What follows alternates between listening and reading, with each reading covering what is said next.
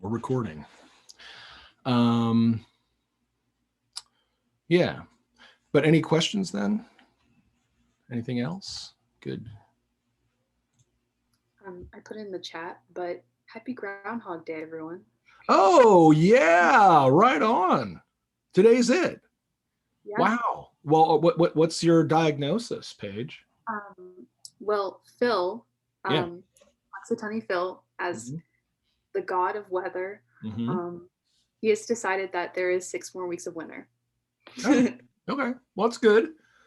Global heating and all that, global catastrophes. Good to get some moisture in the ground. Yeah, we could use that. Have you guys been out to the lake at all, like Immigrant Lake? It's really Yes, I go there all the time. Yeah, still really low, huh? Yeah. Where do you like to go out there? Where do you go, Rafe? There's a specific section where you can go rock climbing and then jump off the rocks into the water. Yeah. You can't jump off the rocks now though because you just hit the ground. Right, that would be super bad. Yeah. Yeah, we went over there and climbed in that section that you usually can't get to. It was really skeevy though. It was like really rotten rock. So I was like, we were like pulling stuff off and like, oh, okay, we're old. Let's go back to those. Yeah, cool. Yeah, that's a beautiful area though. I didn't really know about it till just like a couple of years ago. Yeah, and then the other side of the lake's really neat too. There's that, if you kind of go out towards Green Springs and cut back in, there's that really cool hike you can take around like the cove and stuff.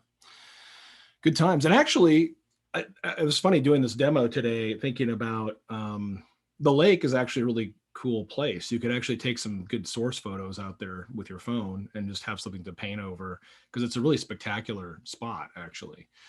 And that's one of the advantages of living in Oregon like this, is that Has anyone been to like Hobart Bluff or Hobart's Bluff up off of it's a great hike. It's one of those things like in the spring you should go do it. It's really, and like I've grown up here, but I had never been there till like 5 years ago or something, and went, how did I miss this? It's like spectacular. Like you won't believe it. Like it's only like a 20-minute drive just up to, the Green Springs, and you go out and you have this like insane 360-degree view. You're like, oh, if I went to like Switzerland or something, I'd be really fired up to be here. It's this gorgeous, insane place, and it's right here. So, and that's what we're going to talk about today, is kind of how can we, sometimes you can just let the photos do the work and kind of inspire you.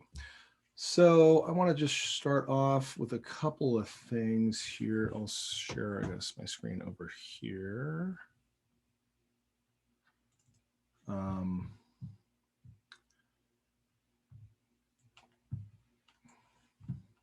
Oh, this is kind of funny. This was for the 3D class. Some of you are in the 3D class, but this is something we can talk about in this class as well. Kind of a low poly, like really quick down and dirty Blender thing to make really, really fast models that you could use and kind of get a nice lighting situation and everything. But maybe we can do that later on.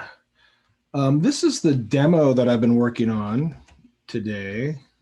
So kind of as a photo bash here. And I've actually uploaded to the Google Drive. So we can let's all download that. So on the Google Drive in RADD 2021, I just put it in the Miles and Auto folder. I just put some of the stuff that I was using. So like this Oregon Coast.jpg is the starting place. Maybe we can at least open that up in Photoshop, and that way we can kind of work through some of the basic ideas together. So we kind of have the same thing. If you want, I mean, if you don't, that's okay too. I won't take it personally, but it's kind of nice to have the same thing so we can kind of play around a little bit.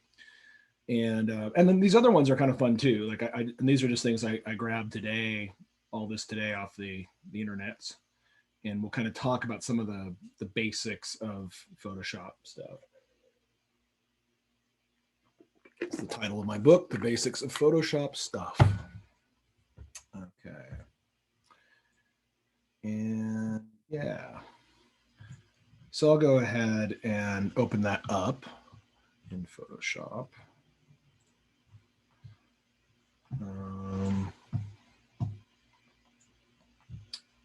Oh yeah. And then while I'm getting that together, just take a gander at this. Our pal, Peter Bruegel. I'll pull that over here. Turn this off.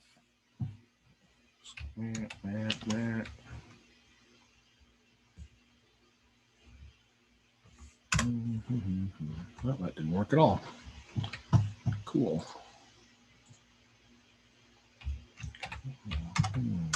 Oops.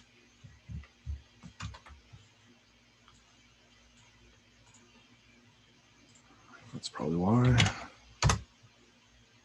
There we go. So yeah, while I'm pulling this up, just check this out. This is Peter Bruegel. So this is from like the 1530s, 1540s or something. But Peter Bruegel, this is a landscape. And so this is kind of from that Northern Renaissance period. And I absolutely love this stuff. I kind of get all freaky about it because there's this idea associated with this time of like the world landscape, of like this feeling that you could have like the entire world in a landscape, you know, like this kind of vast spectacle. And so I think this is a really important part of concept art, where you're kind of trying to conceive of a world, you know, world building. And so I think if you look back at this time period, there was really that sense of this kind of vastness. I think it's interesting, you know, we have that horizontal format. Oh, I should have, well, oh well, next time, I guess. But it's interesting if you compare this to like the Chinese tradition, you know, or the Asian tradition where there's a verticality to the landscape. And so it's interesting to think about format and how the actual kind of proportions that you're working with of just your canvas can really influence how your painting unfolds. And we'll talk about something that we talked about, and when we looked at the thumbnails too, about how, you know, sometimes what we were saying yesterday or the last time we were talking about this, which I guess was last week, you might be starting off your thumbnail might look like this. Like, so this is kind of funny, but you know,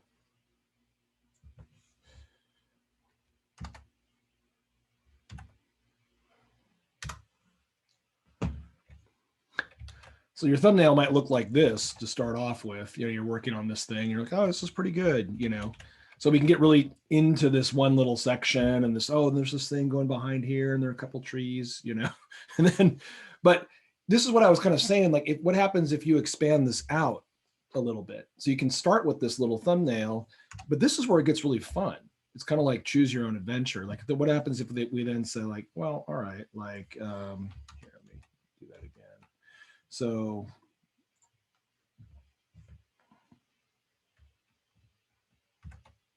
oops, shift F5. So if we go, well, all right, that's pretty cool. Oh, what happens if I expand this a little bit?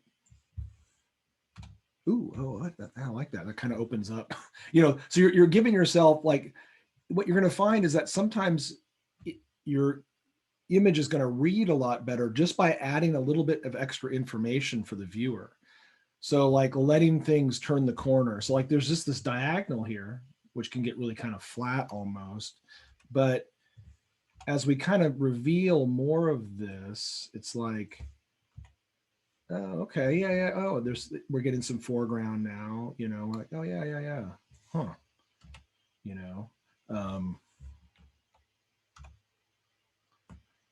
And then like, here's what I mean, like, oh, this kind of turns the corner now. So we can see that this goes behind and around.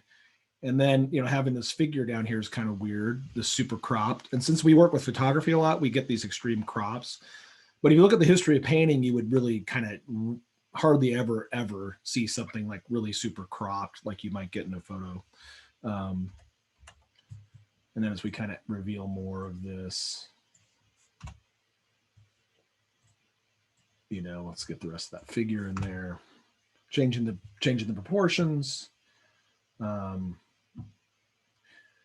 But this kind of, if you look at just this, Do you see how this kind of tends to stack up? This almost looks like, if you kind of blur your eyes, if we kind of go back from this, it doesn't really read very well as a landscape yet. I mean, it's well painted, so we get it. We understand that it's a landscape. But I guess what I'm trying to say here is we're not really doing ourselves any favors as far as the composition. So it looks very, there's a pattern here where this is like horizontal, horizontal, horizontal, and then diagonal, but it's a very flat composition at this point. But as we kind of reveal more, it's interesting to see, okay, now it's making sense. Now we have, there's our main diagonal going this way, and then our second diagonal going this way. And so that's what's kind of laying this down flat. That's our little zigzag thing that takes us back into the landscape. And then we can kind of zig these zags here. And then we go, oh yeah, yeah, okay. I'll just point out a couple of other things, just technical terms. So we don't really have a repoussoir here, but you can see how these mountains get less intense in their color saturation, and they become more blue as things move away from us. So you have this kind of relatively warm red stuff down here, and red here, and a little bit here, but you're going to have less of that as you kind of go back. That color becomes less intense, and then just the colors basically become less intense. So this green here is fairly intense. Up here, more in the midground, and then we assume those are the same trees back here, and they become less intense as we go back. The diagonal, and yeah, for kind of a foreground, midground-ish background. You know, those aren't strict terms, but there's, you can kind of start to see the way that they're broken down. We could almost say, oh, things that follow this diagonal back to here are kind of the background. Maybe this whole thing here we could think of as the midground, and then this would be like the foreground. You know, there's no, you can just start thinking about it however you want.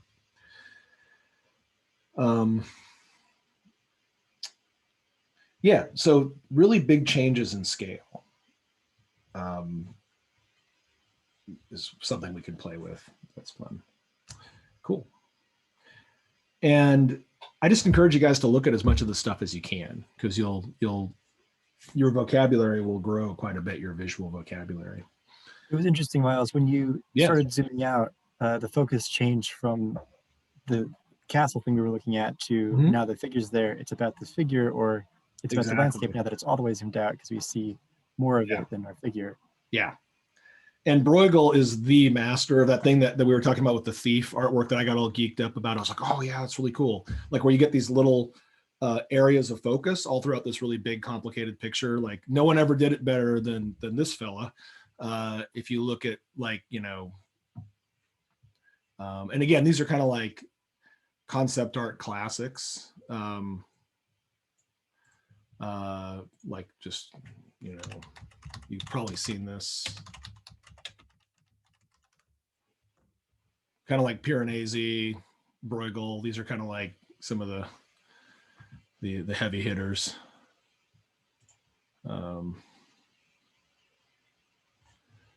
This, yeah, whoopsie daisy. You guys have seen this, right? On Firefox, where'd you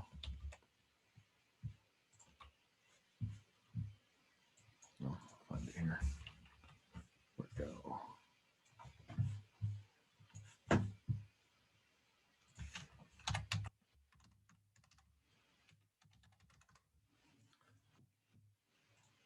So this is a pretty famous image, right? Like the Tower of Babel. But so you go, oh, it's a really big tower. Got it, you know. But the more you look at it, the more you're like, oh, uh-oh. Like there's all these amazing moments happening in this piece.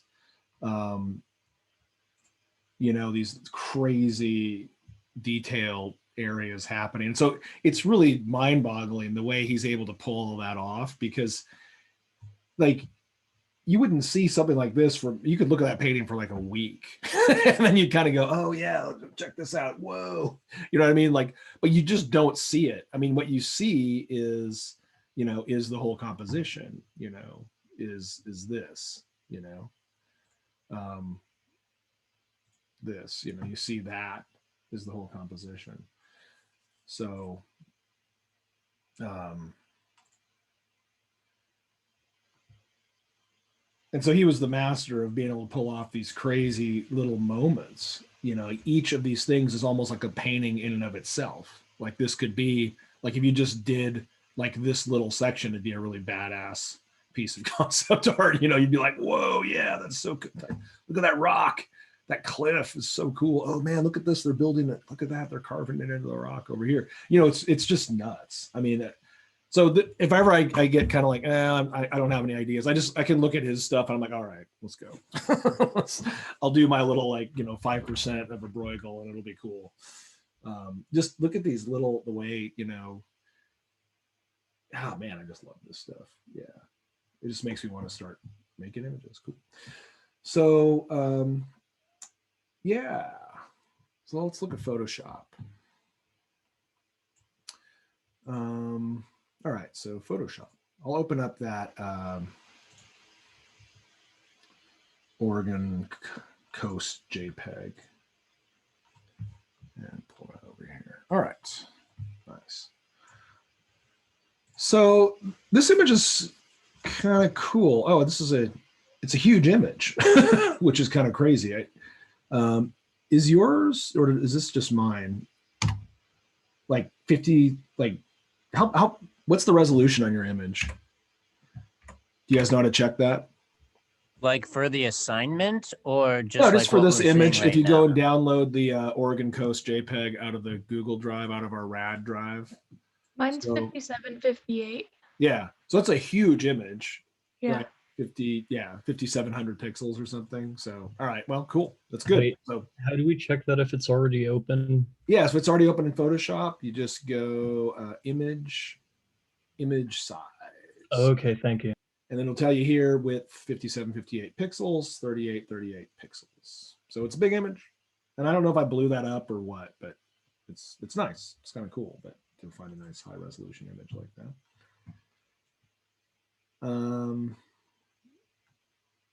Yeah, so this is kind of where I was going with it today. And I was just putting this, oops, where'd it go? Oh no. Come back, there it is. I was just starting to put in this little aqueduct thing.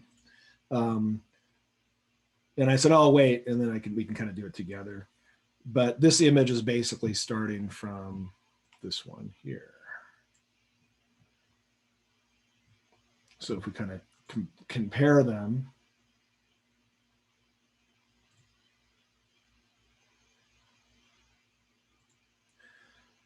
So the first thing is that I changed the format so it's wider than this. So it's quite a bit wider. Then I've added this whole other mass here.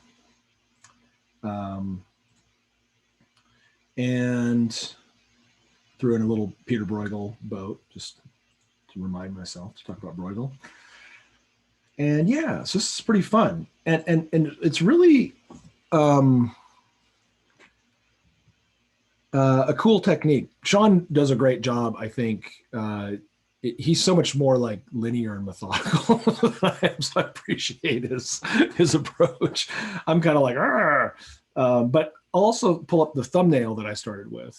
So, and just to kind of show how the thumbnail, you can really change quite a bit from the thumbnail idea that you start with. So this actually came out of our talk. That's not my thumbnail. But this came out of our talk on last week.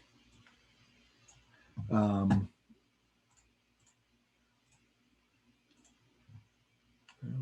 think I saved it here. Yeah. So this is the thumb that I was starting with. So it was the idea of having this big, massive kind of rocky castle thing. And that it's there's a suspension bridge or something connecting over to this littler thing over here. And so as I started to draw on this, and then I originally thought like, oh, I'll throw in like a sky, and maybe I'll put this thing on top of it. You know, it's like, so I was thinking about having something really heavy, like heavily silhouetted, you know, and pull this up here. And I started to carve that up actually. Yeah.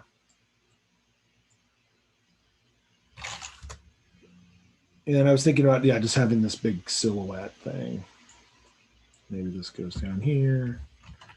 Maybe pull this up. Pull this down. So I was spending a lot of time just kind of playing with this. And then I was using some of those brushes we made I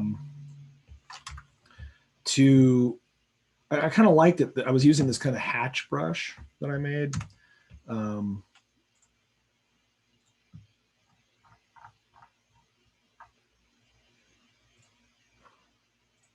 Which is just, looks like that. So just kind of these lines. And then, you know, if I go down, you get smaller things. And I also set this up to be my eraser, so I could also erase with this. So if I went in and started to erase parts of this image here, you kind of get that erasing with that. And I'm just using my mouse right now, but, you know, kind of interesting. And then I can draw back into it.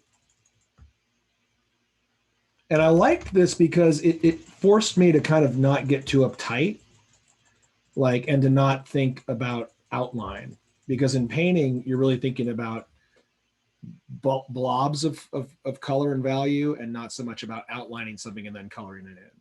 So, you know, painting, if you watch like Bob Ross or something, it's like happy little trees. It's just kind of like, you know, and I think that's a good thing to keep in mind, you know. So as I played around with this, I don't even know what I ended up with. Do all that stuff. I started to cut this apart a little bit. So, oh, I don't have my infinite steps on. Oh, well, too bad. Yeah, I kind of cut this apart. I started to kind of diddle around back here a little bit, draw some other stuff, and just think about, oh, it could be on an island. And so I started to kind of play around with this idea that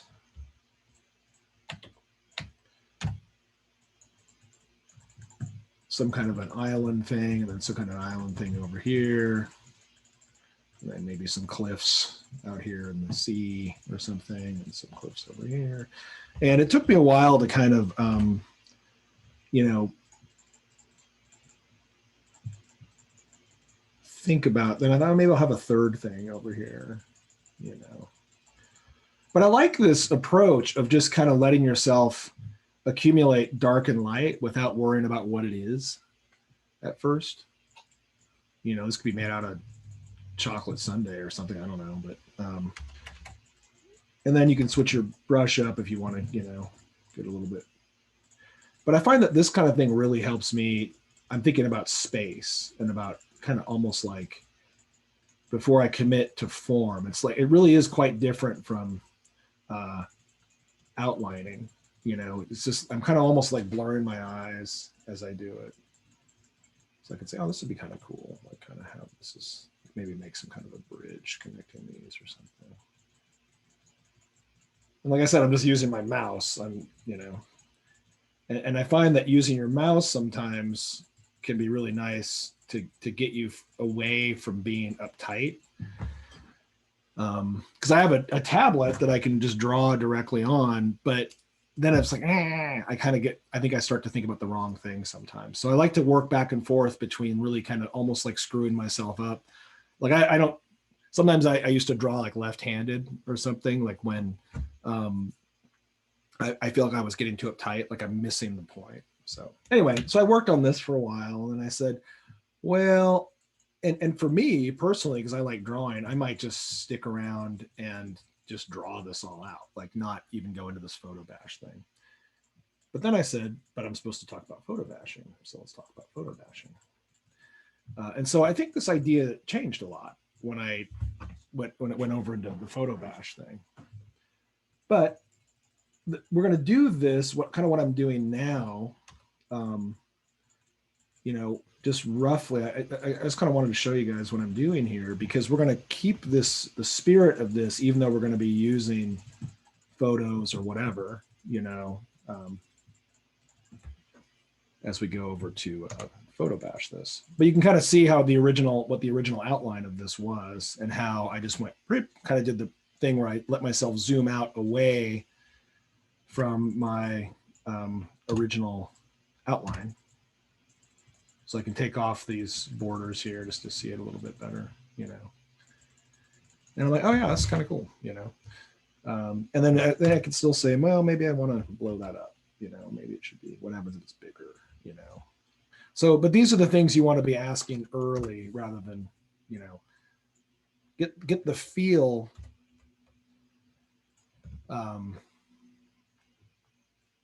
before you get into like the making it. So you want to kind of just keep that spirit going.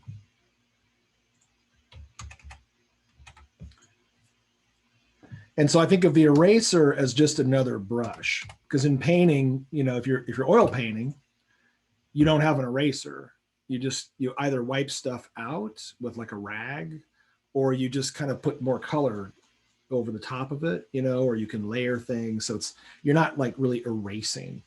And so I you know, you're kind of, a lot of times you're working the color edge to edge. And so, yeah, it's just kind of a different way of thinking. It's kind of fun. Cool.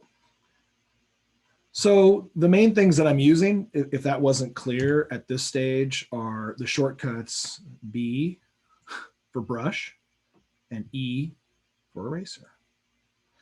The other really useful ones are D, which resets your default color to black and white over here in the lower left-hand side. So I can turn on my little cursor thing. Where'd it go? There it is. So over here, you've got so D resets that. And then also for some of the techniques we're going to be using, X. And what X does is, if you look down over here and I hit X, it just switches the background and the foreground back and forth. The other one we'll talk about today is Q, brought to you by the letter Q, which is quick mask. And Control T, probably the one I use the most. Control T is transform. So what are all of those things?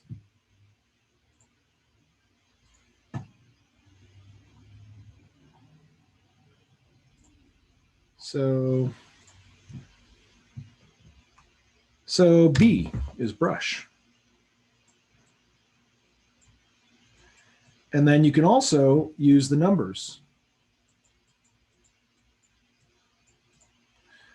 So 0 is 100% opacity. 1 is 10%. 5 is 50%. 3 is 30%, and you can fill in the rest. And so if you want to get opacity, that's cool. Sometimes that comes in handy. E is the eraser. And the same shortcuts apply. So you can go E5 for a 50% erase. And this is a lot more like what you do in painting, you know, it's like this kind of like easing things in and out of focus almost, you know, and then 0 is 100%, which means it's going to take it to obliterate it out.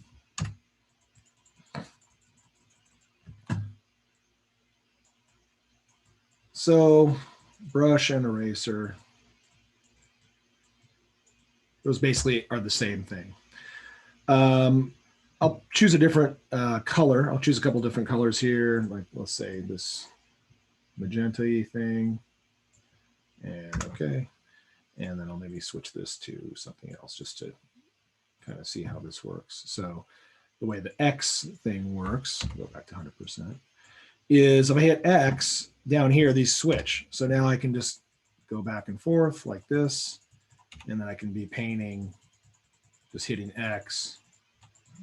So it's a nice way to build up different color schemes.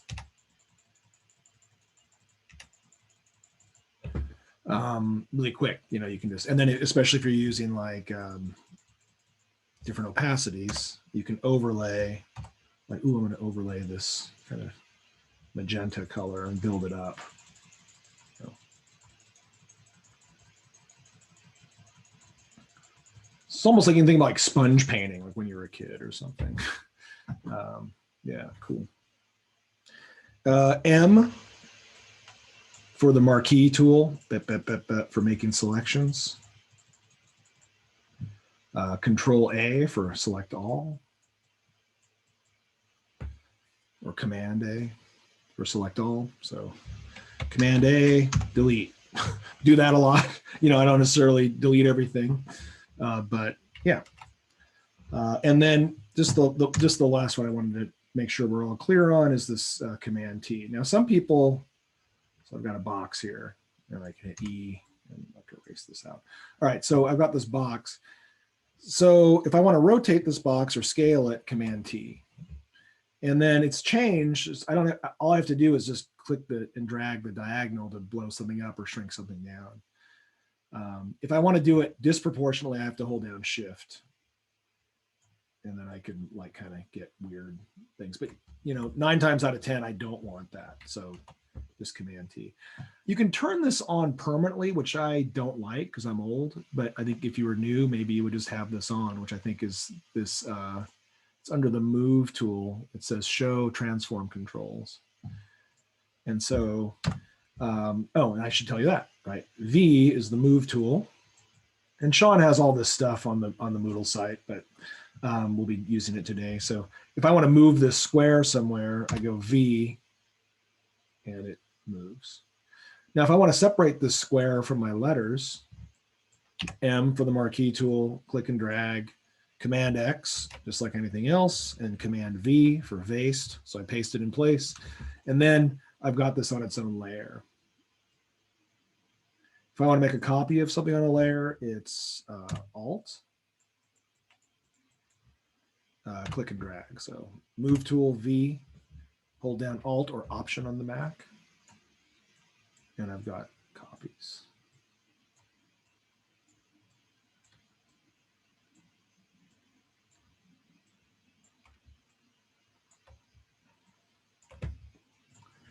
All right. Any questions on that stuff? Pretty basic. The more you do, the more you'll kind of get the hang of it. Cool. Well, let's jump in. Let's start playing with our Oregon coast. So if you guys get that up, let's start seeing some stuff we can do. So the first thing, maybe let's go ahead and give ourselves some extra room to work. So let's make our canvas wider. So we'll go up here to Image, Canvas Size.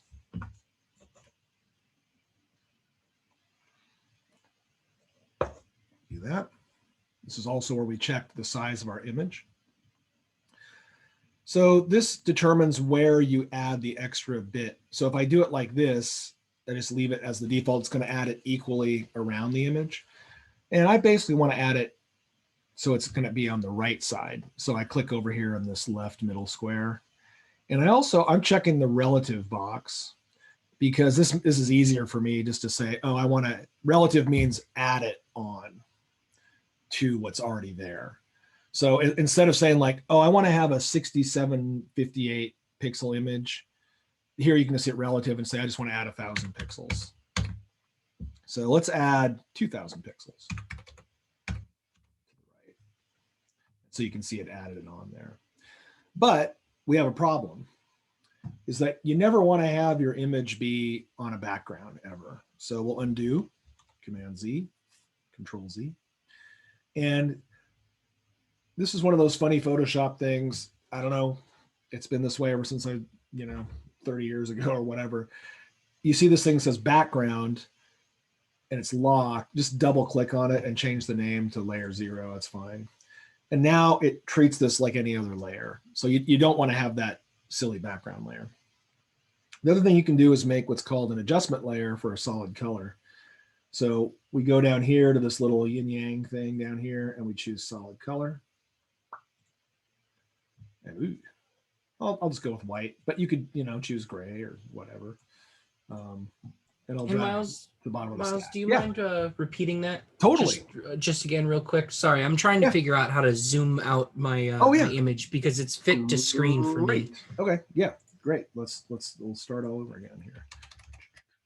All right, so how to zoom in and out. I should have talked about that. So I'm kind of old, so I use there are a couple of different ways to do it. I use Command Spacebar, which gives me my cursor changes into a little magnifying glass, and then Command Space Control. Oh no, Command Space Alt. Sorry, Command Option Space or Control Alt Space gives you zoom out. So I tend to just go to those. And they've changed it so you can also click and drag when you're doing that. So that's kind of cool. But again, I'm so old school. I'm like, oh yeah. I'm just so used to doing this. It's like I don't even think about it. The hand tool lets you pan around. So if you're zoomed in really tight and you're like, oh, I need to move over here, you just hit the space bar. And that's the hand tool. Oh, look, there's a little no dying. Don't kill yourself, I guess. On this sign. That's funny. Up here, you can see I've got these numbers. Those are the rulers, and that's just Command R. Sometimes you want those. Probably won't use them today, but that lets you drag these guides out if you're trying to line something up. And if I want to clear those, I can just go up here to View, Clear Guides. All right. Gotcha. Cool. Anything else at this point? This is good. I mean, ask any and all questions. Yeah, Ricky? Oh, I was just gonna say, could you repeat? Because it looked like you were adding a. Oh gosh, what's the term? Like the color. Oh, yeah. Yeah. Mm-hmm. Yeah. So the first thing I do is I go over here and it says background, and that's like I have this very like hate reflex whenever I see that. So I just double click it and hit OK. And now it's called layer 0, and then my blood pressure goes down like 10 clicks. Certainly. So now I'm like, oh, I'm peaceful. I'm centered. So now I can add a solid color adjustment layer down here on the yin yang and just choose solid color. Pick a color. You've got, this is your hue over here. This is kind of since I'm half Japanese, I guess I should appreciate the fact that this is oriented kind of in a Japanese orientation, like where this is on the right, because this is what you should kind of select first when you're picking a color, and then you should go in here to do this. So right to left, manga, I guess. All right, there we go. All right, so now I've got a white solid color layer. I drag that to the bottom of the stack, and now it's hidden. But if I turn this on and off, there's that white. Cool thing about an adjustment layer is you can adjust it. So I can click on here and double click it and choose a different color. But that's heinous, so I'll just set it back to white or something. Okay, cool. Now to make it bigger, we go up here to Image, Canvas Size, and get this. And when I'm making the canvas bigger or smaller, I usually, unless I'm trying to do something for a measurement, I'll usually just click the relative button. That way it adds the amount. You don't have to worry about if it's 1200 pixels or whatever. So then, and I'm going to click this over here. So it's going to add it to the right. So I'm going to go width, and I'm going to add some more. Actually, let's add more like, well, we don't want this image to get too huge because this might be killing your computer, but yeah, let's add 2000.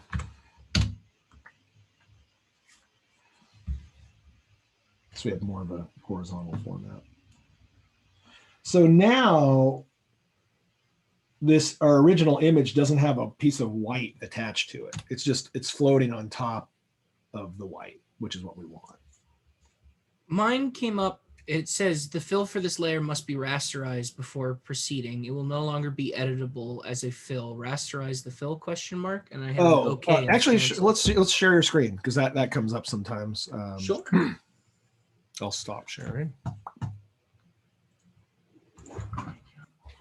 Screen share. Right. So I had it. Just hit cancel and then hit undo. And all right, yeah. So I think you're fine.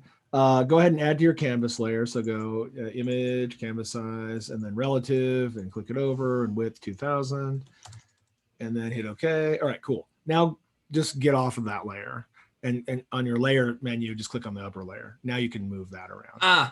But if you click on the bottom layer, it'll. So if you want, you can lock the color fill, but I don't know. I'm not too worried about it. But if you want to lock it, you can just go up here and click on the lock button. Sure. From getting too persnickety. All right. So I'll stop sharing. Oh, I'm sorry. Oversharing. Cool. So the layers are the whole thing, I think, in Photoshop. Like your number one kind of superpower is drawing or painting, and your second superpower is layers with this stuff.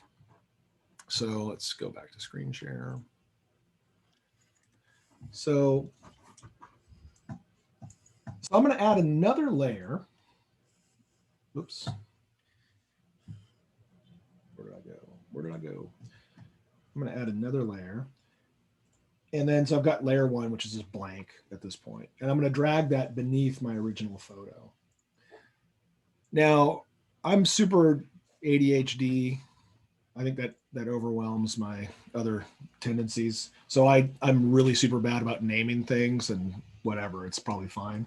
But I will name something if it's important. I'm going to name this layer 0. I'm going to name this OG or something for the original. And sometimes what I'll do is I'll just make a quick copy of that by alt dragging or option dragging it and then turning off the OG. And sometimes I even drag it beneath the color layer. And so I just like to have that reassurance in the back of my head that I've always got a copy to come back to, because sometimes you get into it and you're like getting really crazy and making all this cool stuff. And then you go, oh, I drew over some of the original parts of the image that I kind of like to have later. So, and you can always save your original version too. So why don't you do that now too, where it says Oregon Coast. Let's not save this as OregonCoast.jpg. Let's call this something else. So we'll call this bash demo or something, and .psd because it's a layer file.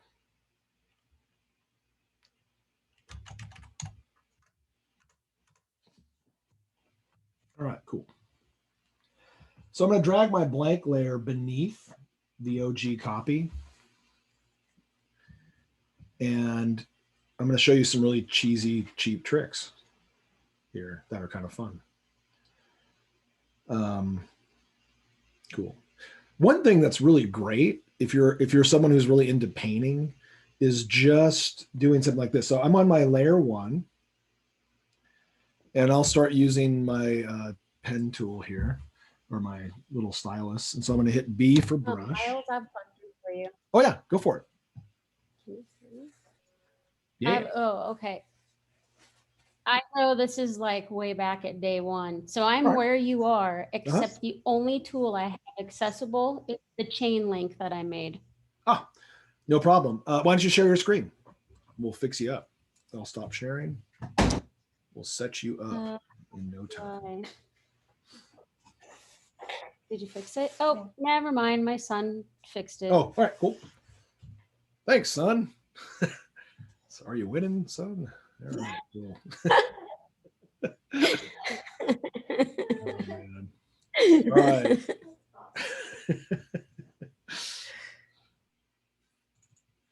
Okay, so let's start playing around with this.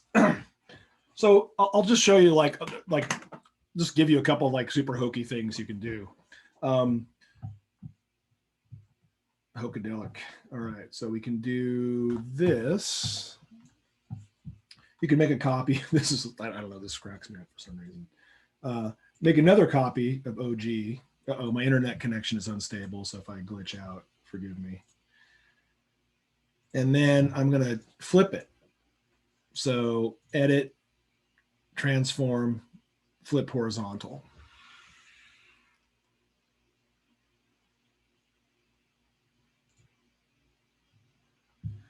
So this is my copy. So I can like, and I'm going to hold down Shift as I drag it, so it'll keep it.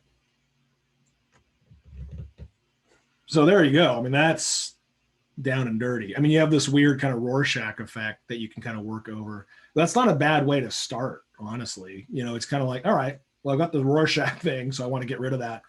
But you've taken away a lot of the burden of proof, as it were, that you have to establish with painting. So that's kind of cool. I'm going to turn that off right now. I'll show you some other things you can do. Another thing that I would do is, and I usually use a combination of all these, you know. So I probably, maybe I'd do the Rorschach. I didn't in my demo that I was doing earlier, but like I might just do that and then start painting over the top of it, you know. But I guess we can do that. Why not? So Alt, I made a copy and then I flipped it, which was edit, transform, flip horizontal. And there's no shortcut assigned to that. So you can assign your own. Sean and I were just talking about that the other day. Because I do that a lot. And then hold down Shift. Whoopsie daisy. Sometimes I gotta zoom. So V for the move tool, drag.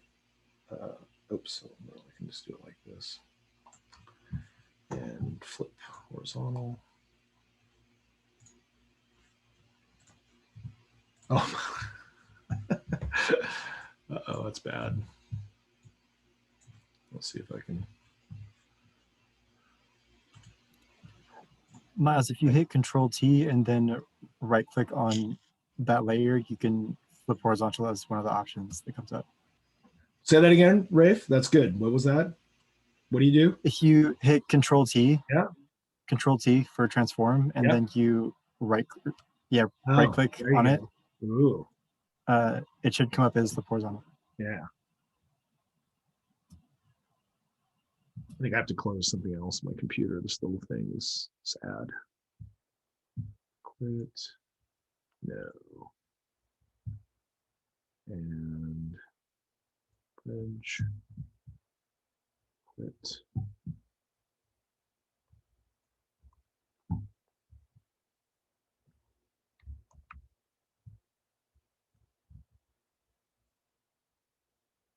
Cool.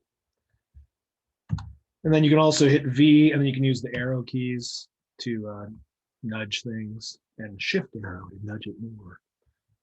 Okay, so I'm going to Control plus. The other shortcut is just Command plus and Command minus. We'll zoom you in. So you can check that out. All right, so I've got this copy. And so now I'm going to take this blank layer and drag it on top of everything. If I'm going to use this technique, I'll just do it this way. So cool.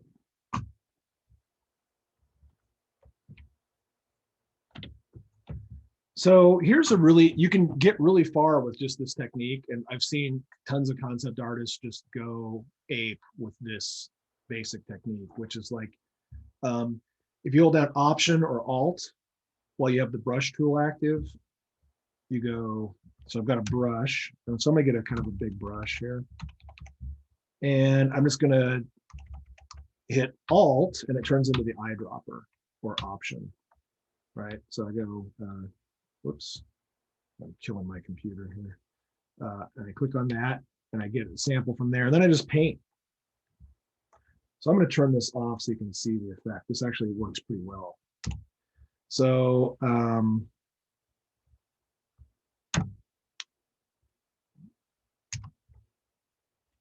so I'm on that blank layer, and I'm going to drag it back down below that. So, and I'm going to use Alt,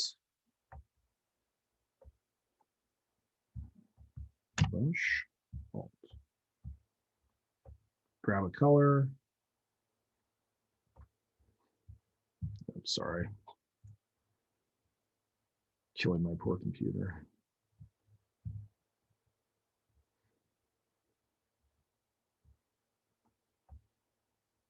brush and just go out here and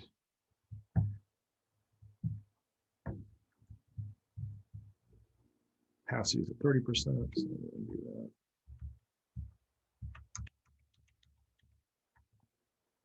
Zero, 100%. There we go. And just start kind of painting over here.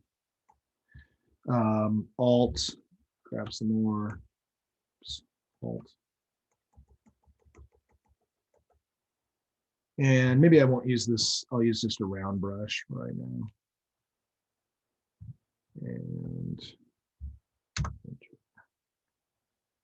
Alt, Alt, Alt, Alt, Alt, Alt,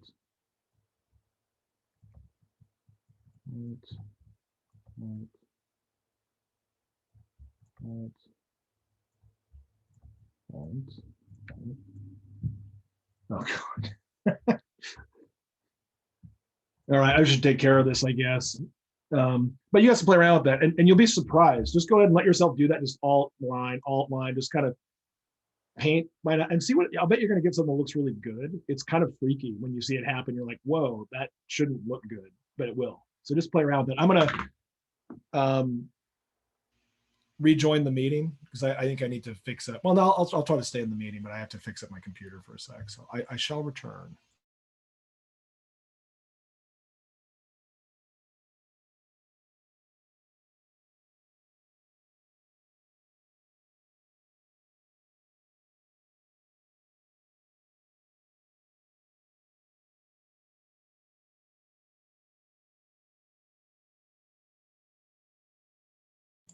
Have you all been studying for the midterm for this class? Oh, the shocked eyes. Oh my gosh, I'm sorry. I didn't mean to shock anybody. So you're funny, Ricky. You're really funny. The amount of eyes that widened was astronomical. I'm really sorry. I found it funny. Got enough shit going on, Ricky. I don't need yours. What would that be, like a hotkey memorization quiz? I think that would be interesting. I would fail at that. That's not good. It'd be a really interesting one, though. I want it to be like Sean and Miles quick facts. Like, what is Sean's eye color? What like projects Miles has worked on? What is Sean's daughter's name?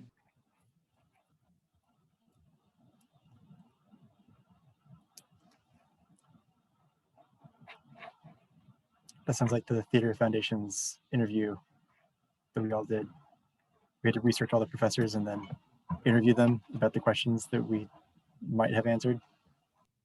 Gross.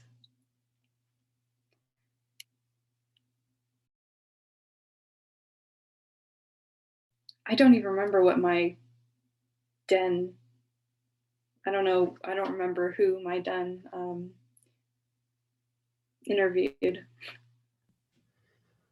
I think mine was Mike, and we did ours just before Thanksgiving. I remember in Theater Foundies class. And so we interviewed Mike, and then immediately everybody turned and got into their cars and then went home for, the Thanksgiving break. So it was really funny to just like see the interview of Mike for like 30 minutes. And then Jesse was like, okay, I guess it's time for you guys to go on Thanksgiving vacation unless you have other classes. And I went, nope. And I turned to a girl that was in my group because she's from the same hometown as me. And I was like, you ready to go? And she's like, uh-huh, let's go. Oh my gosh, freshman year. It feels like so long ago. It really does. I remember, Paige, we were on Carp Crew together. Yes, Rafe was there too.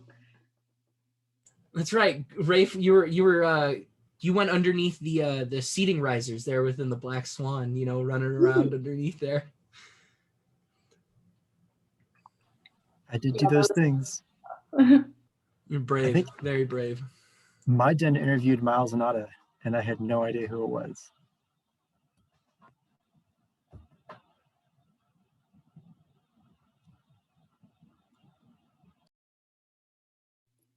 I'm not saying that I want to go back to fundies again, but I want to be a freshman again.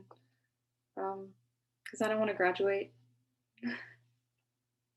Isn't that where they say like that's where you go to graduate school? Or that's when you go to graduate school? Well, I mean, I want to maybe next year, but I'm not ready for the real world yet. For sure. I So feel graduate school is full of people that don't want to face the real world. They just want to stay in school forever. Just to chime in here, my favorite quote from our theater fundies class was when Jesse was like, I don't know who he was talking about, but he was like, pour one out for him. He's not dead. He's just in grad school. And I say that all the time now. Oh, I forgot about that. Yeah.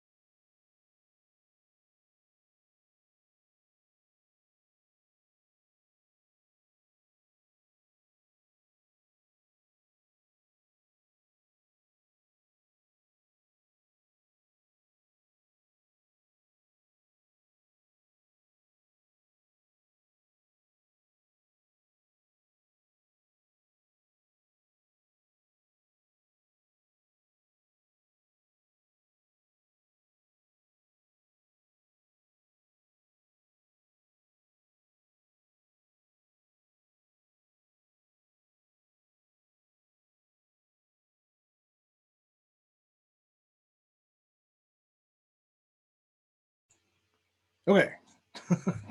I think this should work.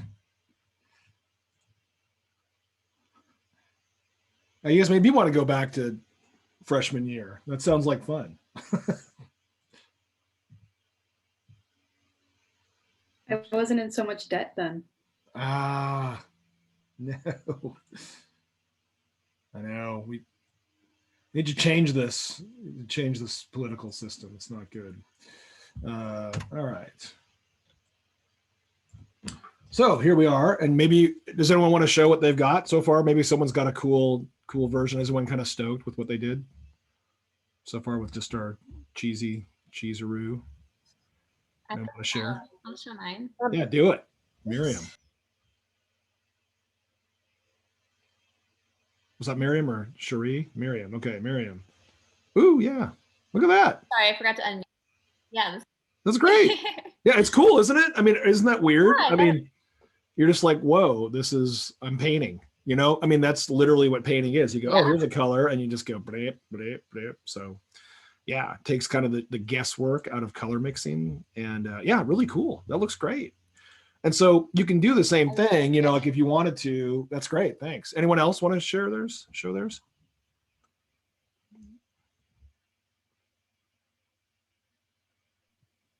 I have a quick question. Yeah. Since, you know, we're going to be using our own thumbnails for this, which are initially in black and white, what would you say would be the best way to convert that to color? Just personal preference, or is there like a way to do that's that a really good point. And you so could it's not mix, just so two-tone?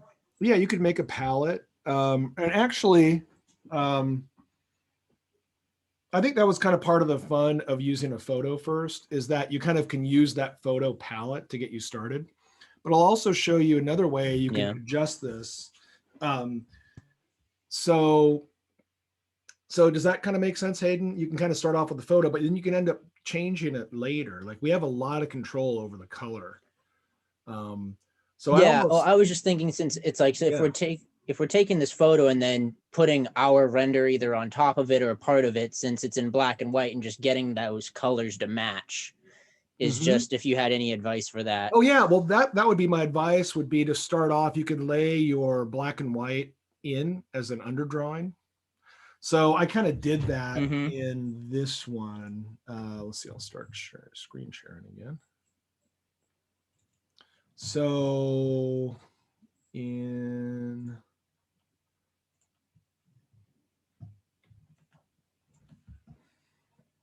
this one, I know I had my thumbnail in here somewhere.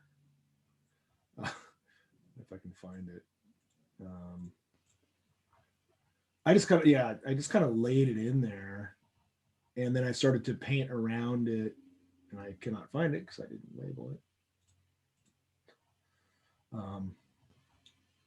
That must be it there. Yeah. And then I kind of scaled it up and was doing stuff on it, and then I dimmed the opacity on it, so I'll crank that back up. And so I was just kind of thinking like, oh yeah, it's going to be something like that. And then, I didn't really spend too much time fussing around with it, and then I just started to go work on the painting, from then. So that's, and you can throw stuff in for color effects too. And we'll kind of take a look at that next, actually, or almost next. Got it. So, so if I wanted to change this color palette pretty radically, I could do that. And I've got a curves adjustment here. So we can throw one of those in. So if I'm like, yeah, I like the way this looks. Well, I would almost do that later. So I'm just going to go ahead and, because I know if it all matches up in here, I can change it to the color I want later. So I'm going to show the other technique, which is very related to our kind of Rorschach technique, is using this rubber stamp tool. And the shortcut for that is just S. And it also uses a brush. So I'm going to hit Alt to set, and Sean demoed this last week. I'm going to take a spot from here, hit Alt, and then I'm just going to go, la, la, la, la, la, la, la, la, and it just lays that in there. So I can go here, Alt, lay that in. And then down here, lay some of that in, lay some of that in. And I'm not going to be too fussy about it, and like just going big and broad and not worrying too much about it.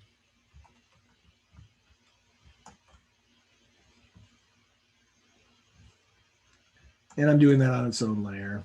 So you can use any combination of these techniques to kind of rough things out. And like we said at the beginning of class, you don't want to spend too long on this because a lot of the stuff's going to end up getting covered up or painted over anyway. So you're just trying to get something down so that you can kind of sense the space. And so if I combine that with my, with my Rorschach over here, that's kind of below. And this one's on top. Yeah, so I can kind of, I want this below. Yeah, that's what I want. And so you can see pretty quickly we've got something that's looking pretty good, Alt.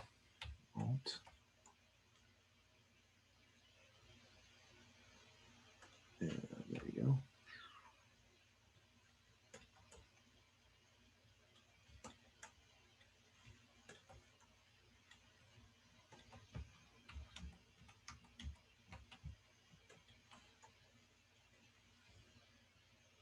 Why is that doing that? Miles, I have a technical question. Sure, yeah. So I have one of the loaner tablets from the school. Do you know if there's a shortcut on there on the tablet itself for Alt? Because I find it's really awkward to like reach over to my computer. Yeah, usually you can actually give your pen that shortcut, the little thumb thing on your pen, the little finger thing, not thumb thing, I guess the little index finger. And so I think it might even be that by default, like to do the eyedropper, you could even try it just clicking that. There are actually two buttons on it. There's a one towards the bottom and one towards the top. They have different functions. So and you can map those to your own thing in the preferences under the control panel. Right, okay, cool. It's all right. So cool. So we've got this kind of roughed out by hook or by crook, and looks pretty good. Hey, can I get some technical help as well?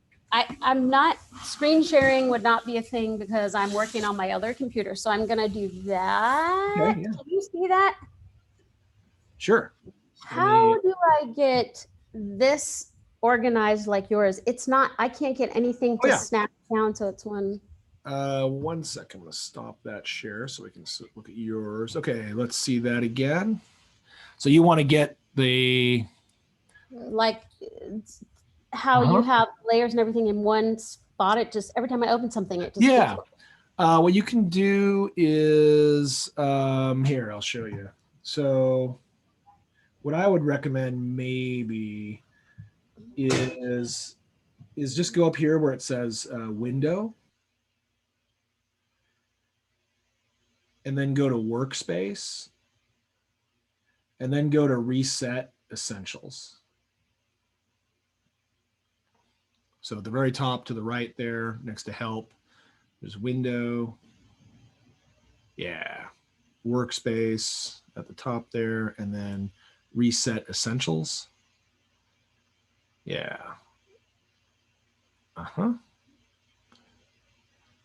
And then that'll kind of reset it back to that. And then that actually looks pretty good. So I think you're good to go. Is that what you wanted? Nice. Right on. Cool.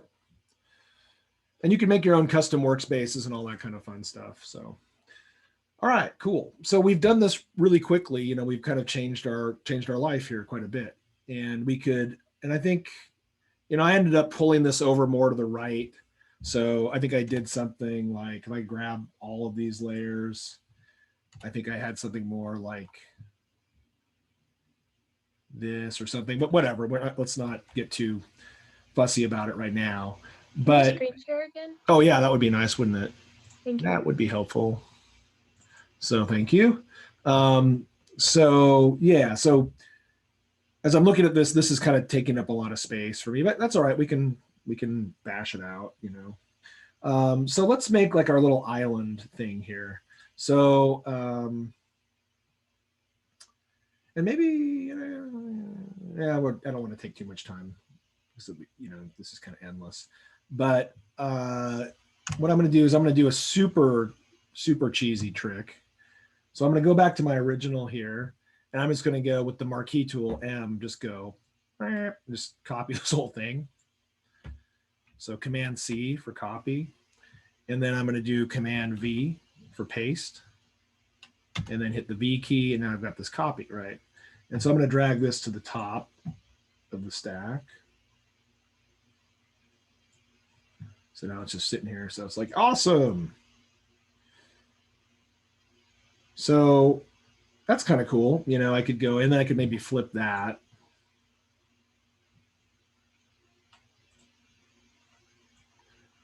So I kind of like some of these rocks or something, you know, I could even do something kind of cool like that if I wanted to. Scale it a little bit, whatever. That's one thought. Maybe, and like I said, this is kind of a real world demo, so I'm like, or not, and I'll just hide that. But I might want to bring that back, so I'll just turn it off right now. So let's try another approach. I'm going to make a new layer, and just to keep it clear for us, I'll just call it Island.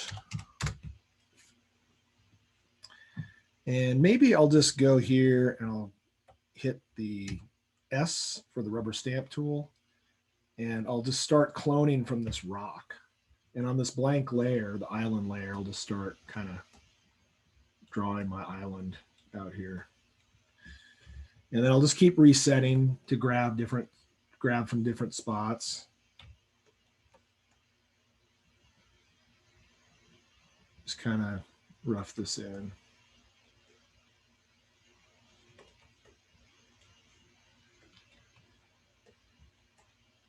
Come on.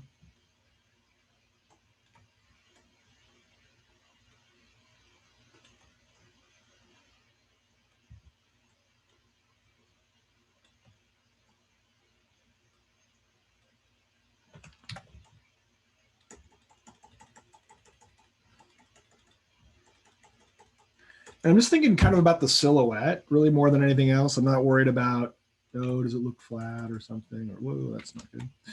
Didn't want to do that. What's that, the eraser? Yes.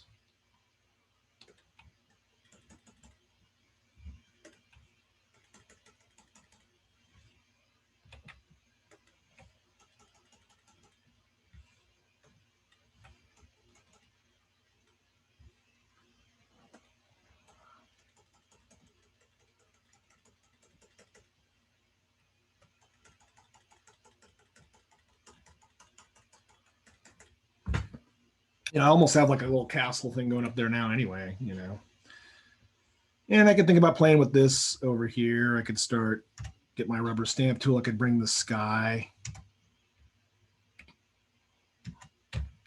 back, just kind of start getting rid of that house. Just coming through and painting that out. Because that house kind of blows the scale of this. So I'm just kind of, yeah. And what's going on here?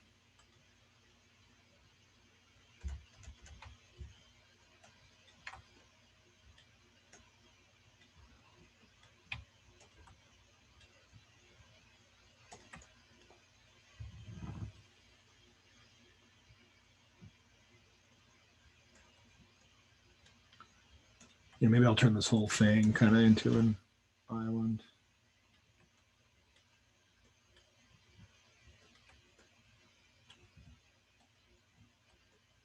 Over here. So I'm just kind of sampling from wherever and pulling this horizon line. Or not. There we go. All right. And I'm not fussy. That's the main thing. It's like, do not get fussy with this at this point. You really want to think about it like really thumbnailing. I just want to finish this out so I get rid of that green. Oh, that's kind of cool.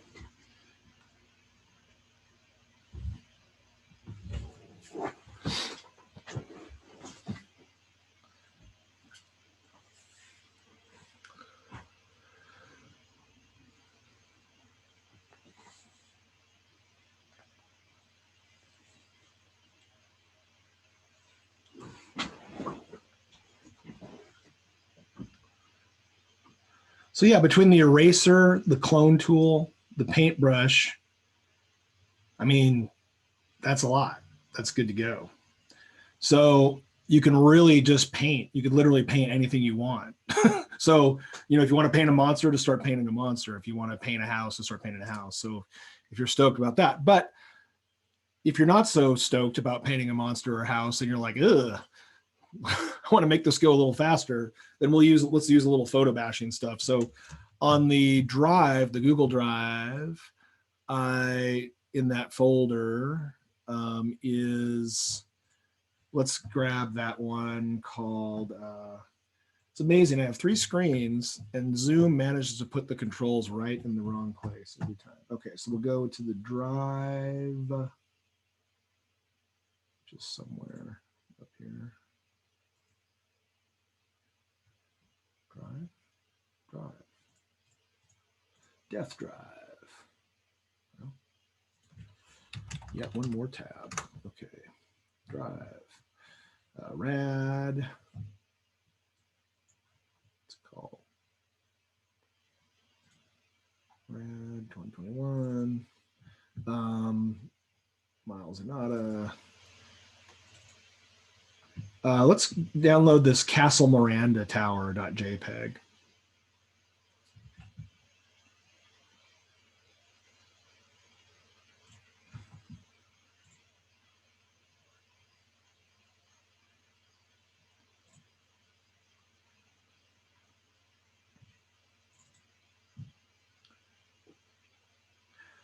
So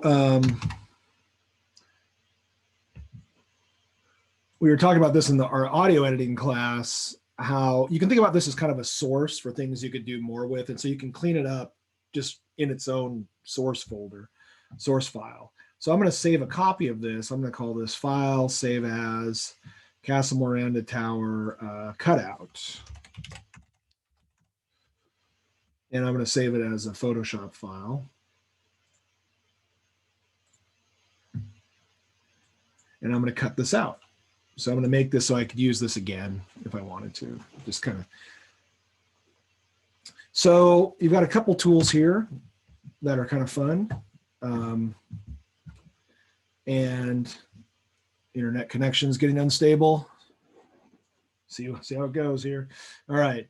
Up here in your upper left-hand corner of your toolbar, there's these tools that have a really little tiny arrow in the bottom right-hand corner. That means you can click on that and pull it down and you've got other tools to choose from. So I think it might be the default. It's called the quick selection tool. Shortcut is W. Let's try that. And this other one might even be better. The object selection tool, maybe that's better. I've never used it before. Maybe I'll crash it. Ooh, I'm going to crash it. That's cool. No, yeah, that sucks. So I'm going to use the quick selection tool. All right. So the quick selection tool works great if you've got a really obvious object against a really obvious background. So the sky against this is super obvious. So with the quick selection tool, I'm just going to go out here and start. And I just kind of basically click once and it made a big selection of half of this. Now I'm going to do this, double click the background because I hate background, double click that. And that's not just a nervous tick. It's just, when you switch the name, it actually changes the functionality of that layer. So then make another layer, let's just go ahead and make a solid color layer. Again, adjustment layer using the yin yang, solid color. And let's leave it as that. That's fine because that makes it easy to do. But I have a selection made, so that sucks. I didn't want that. So I'm just going to start over again, Command D. How did you select that area again? I'll show you. It's because I'm going to start over because I'm going to deselect it first. Command D is deselect. And I'm going to make a solid color layer first. And this time I'm going to make something with a color so I can see what I'm doing. Drag that to the bottom of the stack. All right, now to answer your question.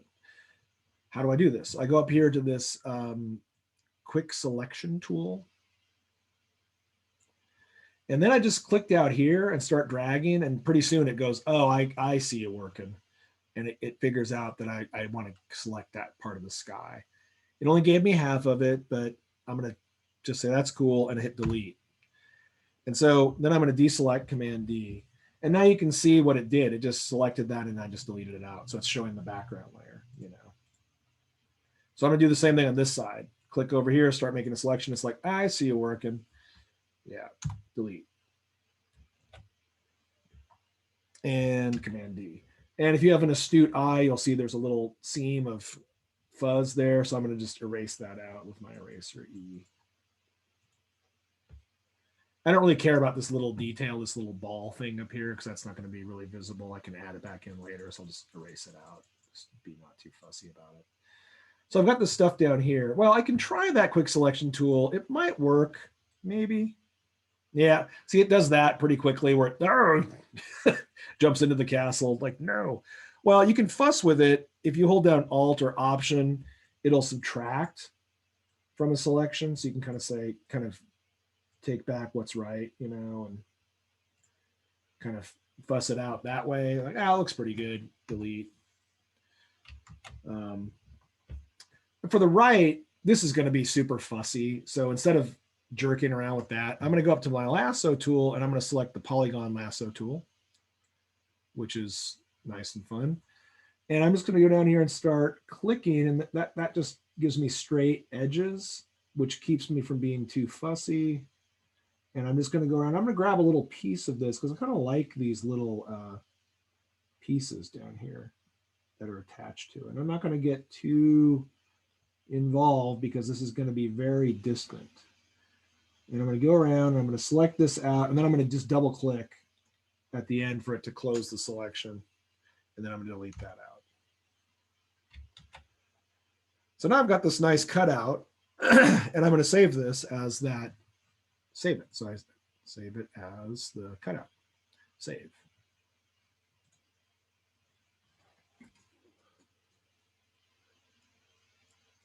And if you're really super irritated by the quick select tool, just use the polygon lasso. It's just like, you know, doink, doink, doink, doink, doink, doink, doink, doink, doink. You know, you don't have to spend too much time on it. All right, so I've got this. And so I'm going to do Command A to select all, or Control A if you're on a Windows machine. Select all, and then Command C for copy. And I have to make sure that I'm on layer 0. Or yeah, the castle layer. Then I'm going to switch back over. I can use the window up here and just switch back to my bash demo again.psd. And now would be a great time to save our work. It's super easy for things to crash and go haywire. And then I'm going to use the space bar to pull this over, and I'm going to paste the castle into this image, Command V. I'm like, yeah. Okay. So there we go. It's a castle.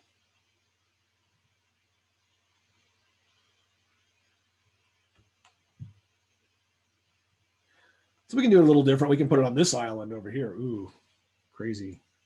And for this, it's worth maybe going back and looking at the thumbnail that I looked at, because when I was doing that thumbnail, I was looking at some of your guys' work actually, but like, I kind of was into the idea of these things being off maybe at angles, kind of like just kind of being kind of screwed up and falling down and kind of funky or just jangly. So, so I've got this over here. You can just drag around using V, which is the move tool. And again, this is a thing I can use this a lot. So I'll maybe save this. I'll save a copy of this layer. I'll call it Castle OG or something. And whatever the hell that is, I don't care. And then I'm going to alt click and drag it to make a copy. And I'm going to drag this down to the bottom of the stack and just kind of hide it so I can come back to it if I want to later.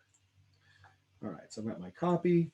And now I can scale this to my heart's content, Command T, scale it down so it'll kind of fit there. Yours will be different. And then I can, if you want to rotate something with Command T, you just, instead of dragging diagonally like this, you go off to the corner and then it turns into a little roundy arrow.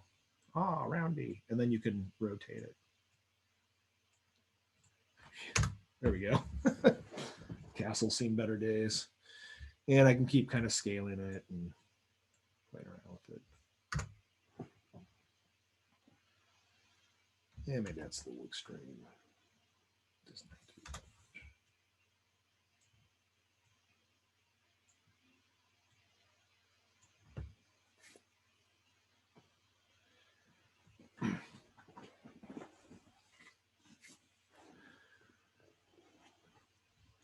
So once you get like a castle or something like that there, we can just call it good for right now.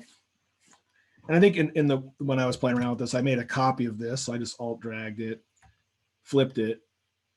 So either you can use that Command T and then right click, which is cool, and then flip horizontal. And then hit return, and then I can kind of drag that over. So I had these kind of, I think I made one smaller, you can put it behind it. And this is really kind of a glorified thumbnail, really. We're not trying to get this to all, I don't really care about the little detail in there. I can go in and play around with that a little bit. But, all right, cool. So we've got, this is starting to look pretty good. So,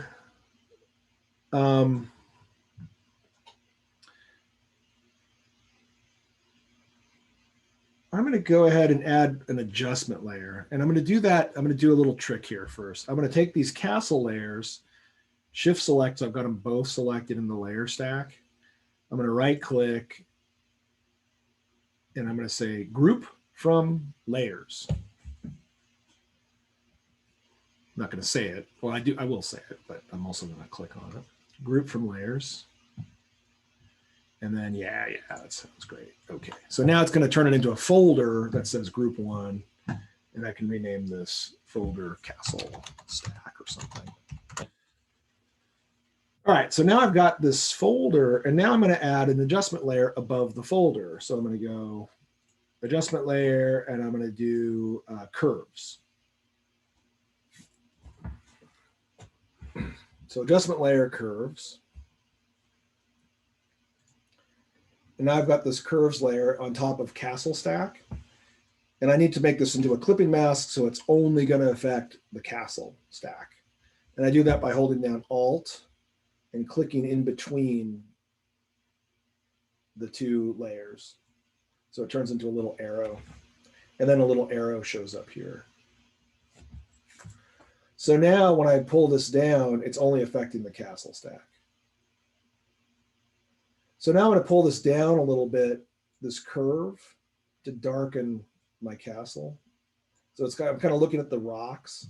So I want it to kind of generally match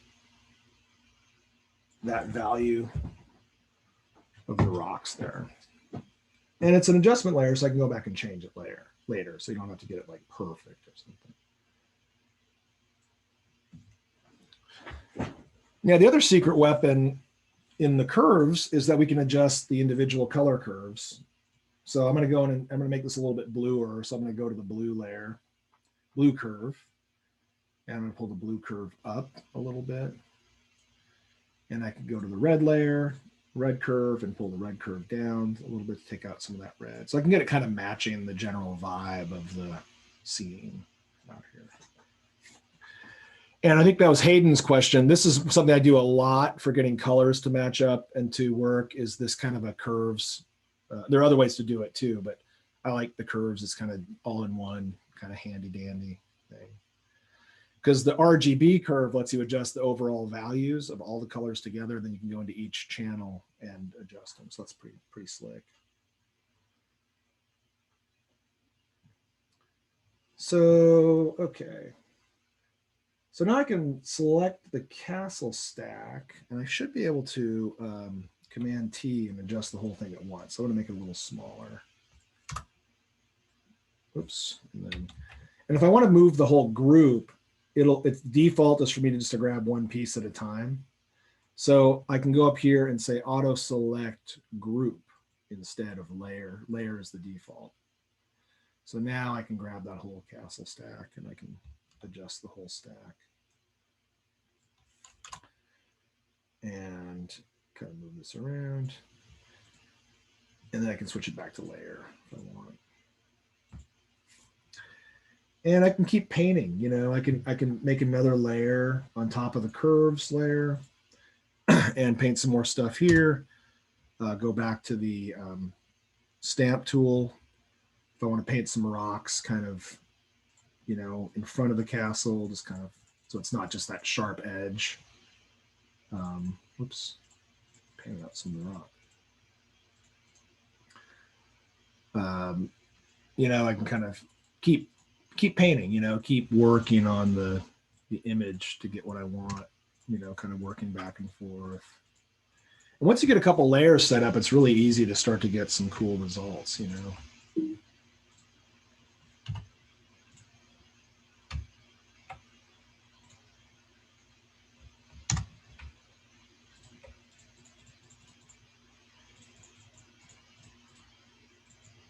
But I'm not getting too fussy, you know, I'm really not. Oh,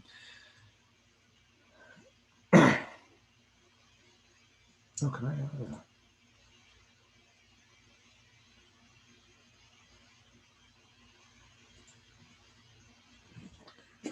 that?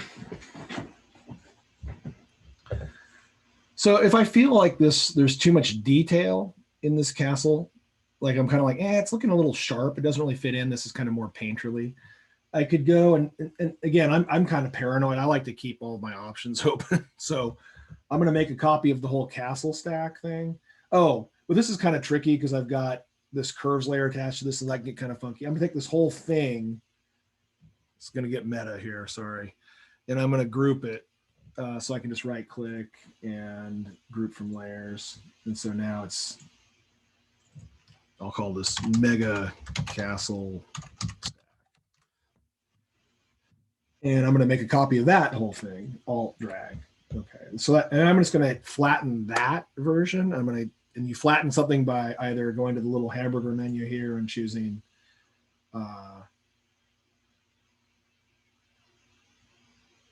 what do they call it now? Merge group, or Command E is the shortcut. I usually just hit Command E, but I'm going to merge that whole group. So now the mega castle stack is now just one layer. So I'm going to turn off the folder. So I've just got this one here. And now I'm going to do some adjustments on this. I'm going to go up to the filter. I'm going to add a blur on it. So filter, blur, Gaussian blur. And I'm going to kind of play around with that so it's a little not as sharp, maybe. Just a little bit. And then I'll probably go in and start maybe hitting that layer with the eraser a little bit, just to kind of break up the break it up a little bit, so it's a little vaguer. And if I want to paint back in, I just, you know, use my either my clone stamp, you know, add some stuff back in or whatever, you know, not too worried about it. You could even start really, again, like I said, just kind of painting. Like we've got, oh, I'm kind of making like little windows here. That's cool. You know, whatever. Yeah, we could add some stuff out here to the side and, you know, keep going with the rock. It's really simple, you know, like just kind of should be fun.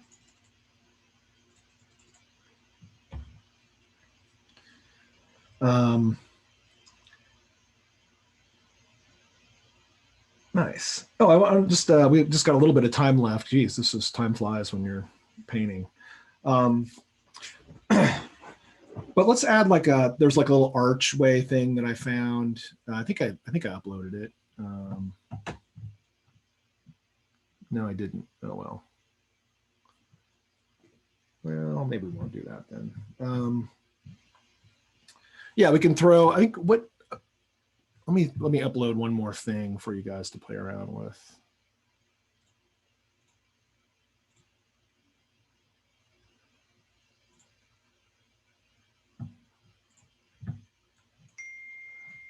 And this kind of goes back to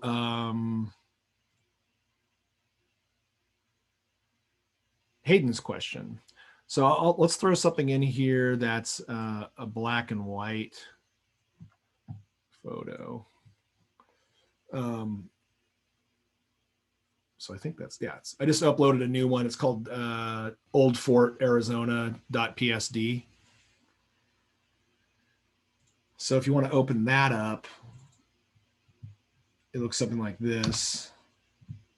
And I already kind of cut it out. So it's already good to go. So you can just make sure you're on layer 1, Command A, Control A to select all, Command C to copy. And then, whoopsie daisy, not that. Go back. So you can see in my more finished one, I kind of was making this little ruins out of this fort. And so let's go back here and we'll go Command V and we'll vase that sucker in there, and there it is. Okay, so now this is not colored, it's a black and white photo. So I could put it here, I could maybe put it back here. I'll put it over here for right now. And it's cool because it's got transparency. So we're seeing the background through the, you know, we can see the water through this. So that's kind of cool. And we can scale it down a little bit to provide scale, you know, whatever you want to do. This is the Bob Ross class. Happy little ruins there. All right. So we've got this other little thing in here. So we're just bashing away. And we can go in, and actually it doesn't look too terrible, really. I think I'd probably just go like, yeah, great, you know. But let's add some color to it. So how do we do that? And this goes back again to Hayden's question. Sometimes you can colorize something that's black and white if you want. So one way we can do that is by selecting that little piece there. And I will name this, I'll call this Fort or something. Or Tort or whatever that is. And we will go, I'm going to use the shortcut Command U for hue saturation. Or instead of using the shortcut, oops, where'd we go? Where are we?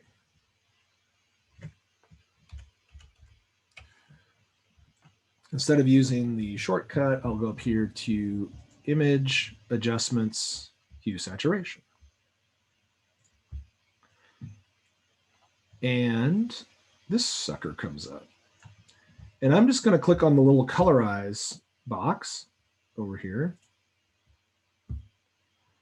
And then I can play with this to kind of give it a general tint.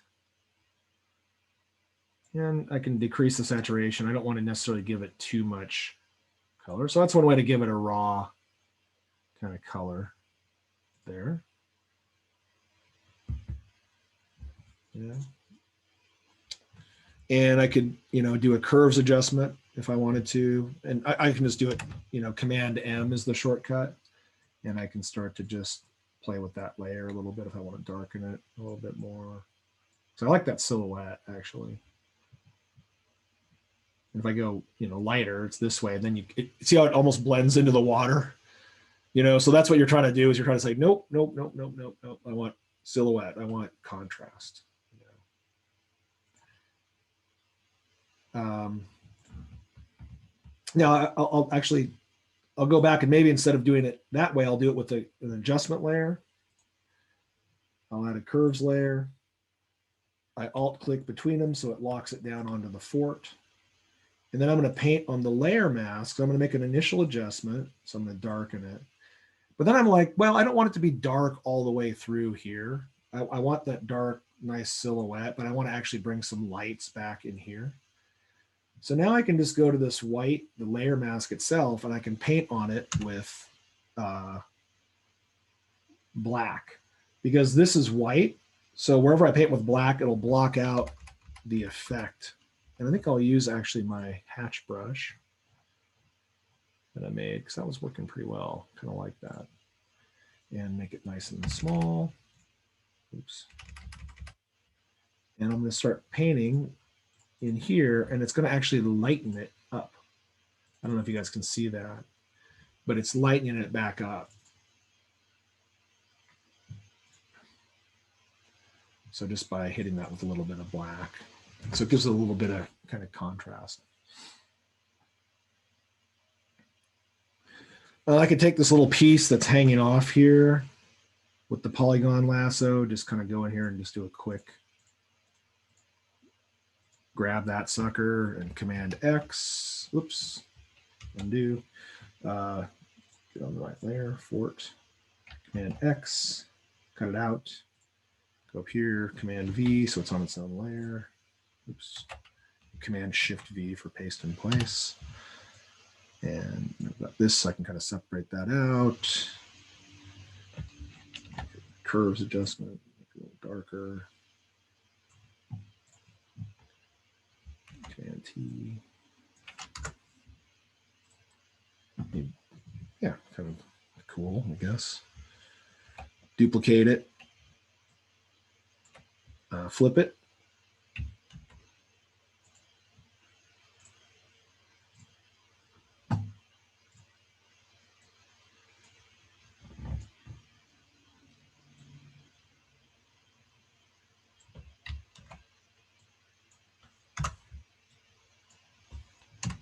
Erase. Take some of that out.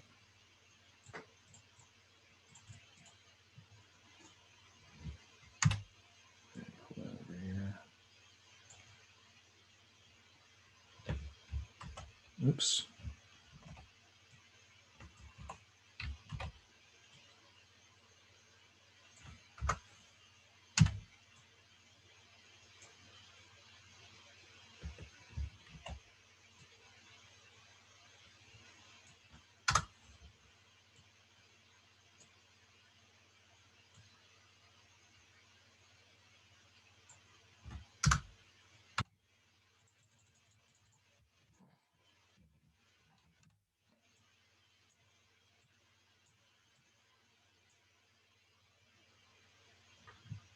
You know, you can kind of get the hang of it, you know.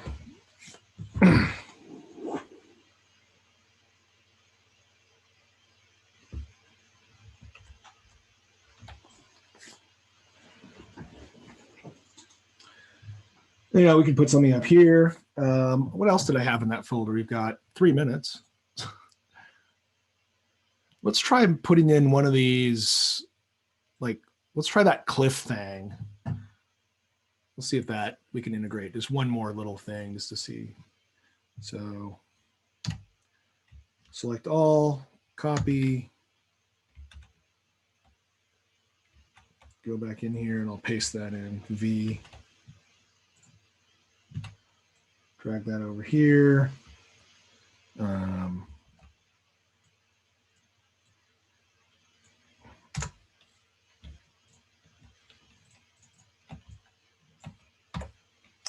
Let's see what I can do here just really fast. So we've just got, see if I can do something in 2 minutes. Delete this out, just erase.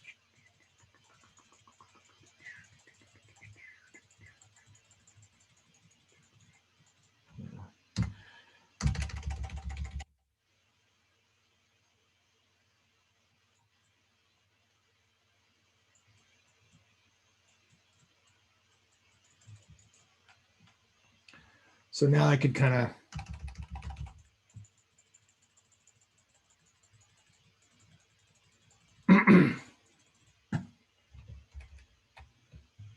try some of the layers, the layer mix modes here. I can maybe try multiply, like something like this, overlay. Oh, that looks cool. You know, so now I've just got this extra little bit of detail in there. And I can even duplicate that out to kind of maybe flip that. So it's not, you know, to help give some more variety. So you can start to add that kind of detail stuff in to give it that extra little bit of oomph, you know. And I could go back in here. This would be perfect. I could even maybe duplicate this fort. Oops, I missed it. Duplicate our fort layer. Just kind of lay it against that and maybe just go in and take some chunks out of this. And, you know, like we said, really quick, just to kind of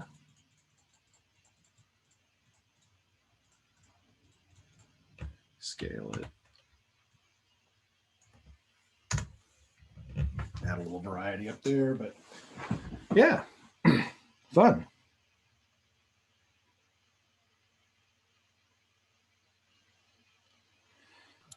So yeah, I think that's it.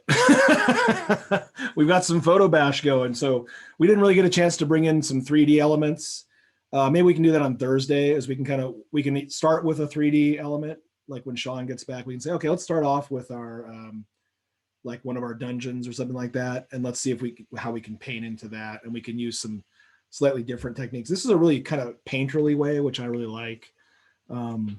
And it's kind of fun. It's like it's like playing, you know, you can just kind of make stuff up as you go. So, but we'll look at some more fun stuff on Thursday. Yeah, that was cool. That was neat today. Yeah. So, oh, stick salesman, my God, why? I forgot. Oh, all right. Well, I'm relying on you guys to give us some stick salesman.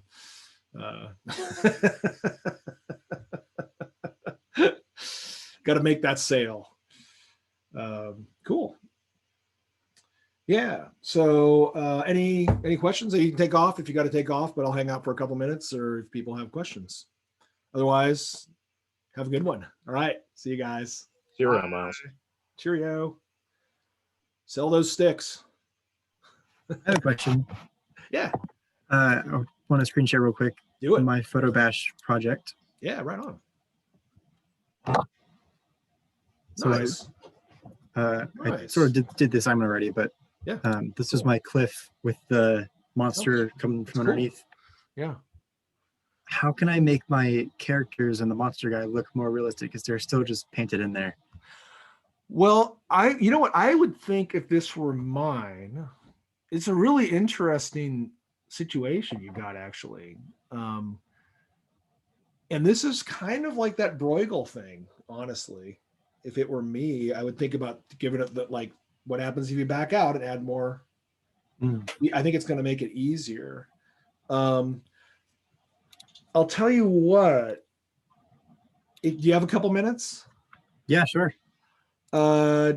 We could play around with this. Like, why don't you save it and just save it as a PSD with all the layers if you have the layer version, or if you don't, that's cool. Just throw it up on the in that Miles and Auto folder, and I'll take a look at it over here, and we'll kind of play around with that.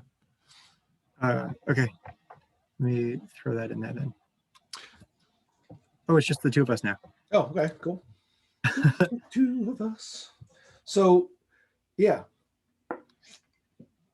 But this is really interesting, because I think it's a really good practical example where you can kind of really nail down some compositional stuff about like what you're trying to do, and really try some stuff. This should be kind of fun. You can just give me the flat version. That's fine. So my Google crashed real quick, but nope, there it is. Okay. That was not a new file upload.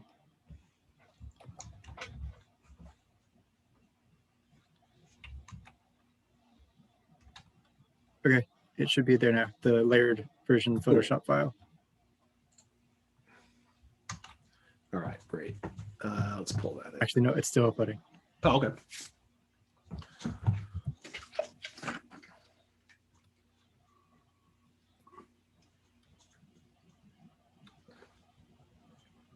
But it's funny, Okay. you know, like It's there you're now. talking about using let's see mine updates here. You know, Blender, a lot of the times you don't need to because it's so much faster to do a photo. So I was thinking like this little fort thing, like, you know, you could totally do this in Blender, right? That looks like I would almost use this exactly as a template to make a little Blender file over the top of this, which would be cool. It'd be nice to have that. But it's like, if you don't really need to, you can just use it, though, you know what I mean? So that's kind of like what we're talking about. Okay, so yours is, what's yours called? RADD Photo Bash. Okay, cool. So let's go download. Yeah, just RADD Photo Bash. Gotcha. Download. Ding.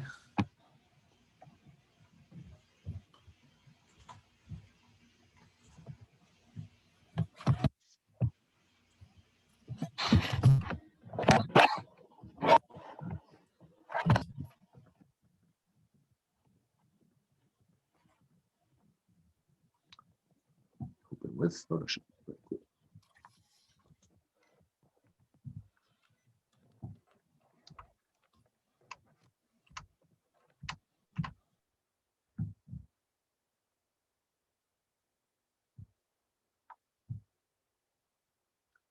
Where did it go?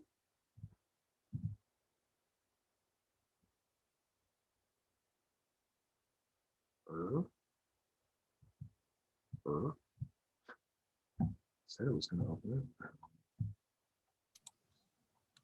it. You looking for my Photoshop file? Yeah, it said it opened it with Photoshop, but it lied to me. Maybe it's up here. Downloads. Oh, there it is. It's still downloading.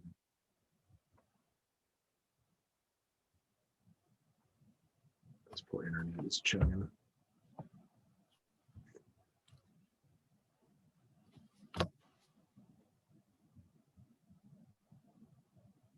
Well, how big is your? Oh, how big is your file? Yeah, my internet's not that. How much is it? It shouldn't be that big. It shouldn't be that much. Just remember how to check. check If you go to the size of image it. size, it'll tell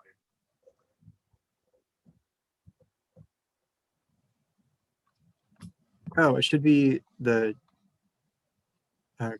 size that the assignment said it should be. Oh. Yeah, it shouldn't be that big. Well, whatever. That's okay. Because it was just this infernal slow internet moment.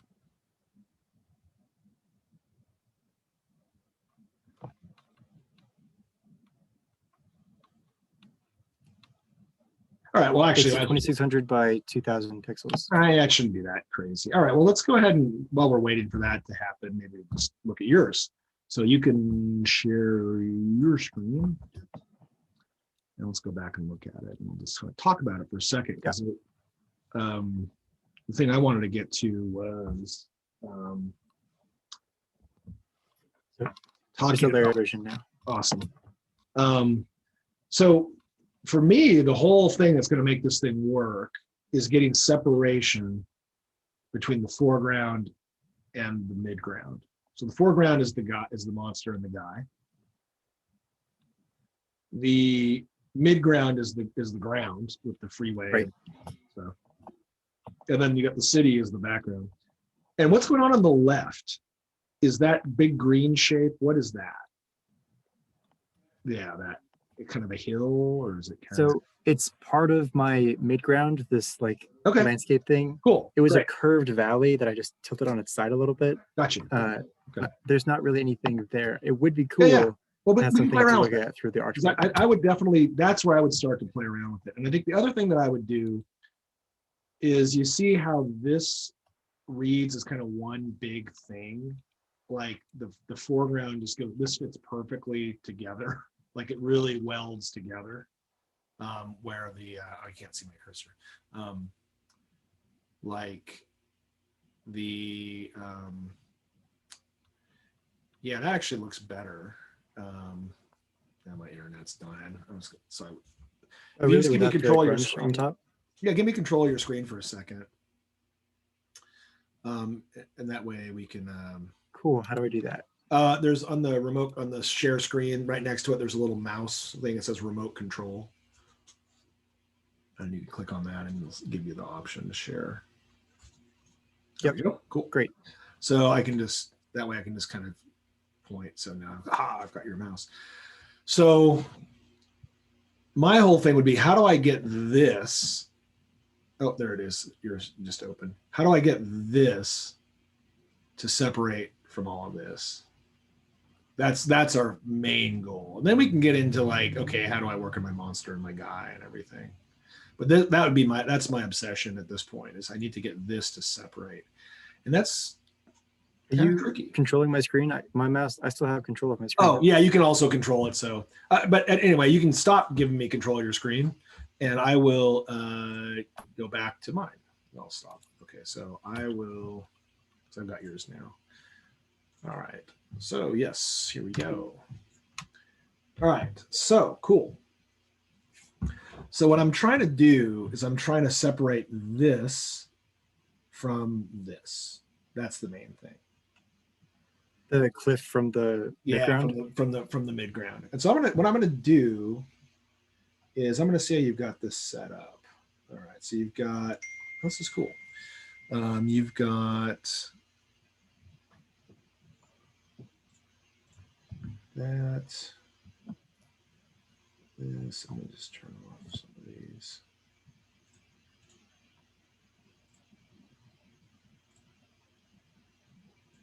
So maybe we'll do it even without.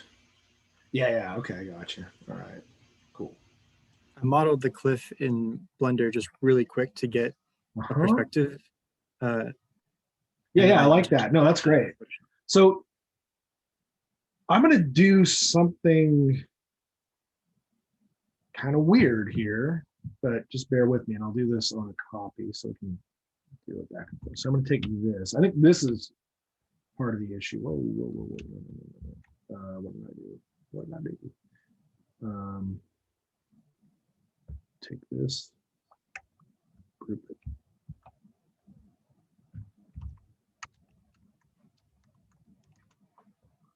Okay. And I'm going to copy that and flatten it. And turn this off. Okay. So what I'm going to do is, this is really distracting from this. This needs to really be foregrounded.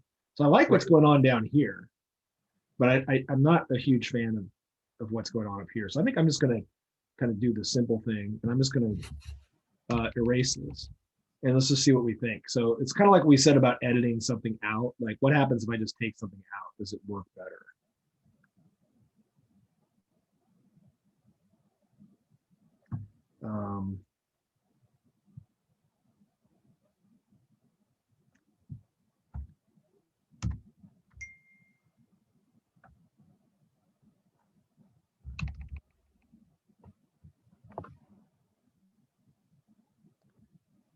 Oh, you can use the clone tool with a brush? That's cool. Yeah, isn't that cool? I know, I love that. You know, that brush thing really fired me up. That the custom brush thing, I'm like, where have you been all my life? You know?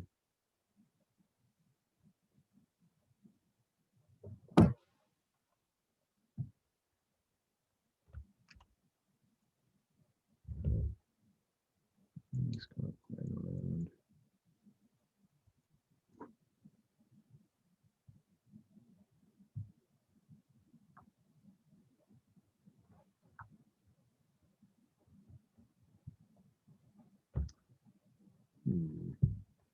All right, I'm going to try something else. What happens if I darken this?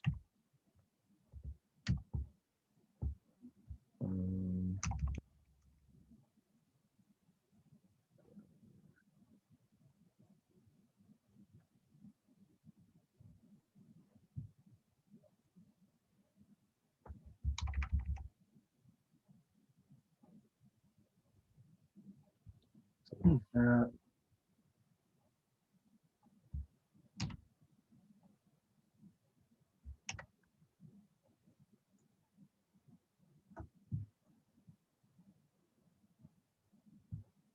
And maybe darken it just a little bit in here.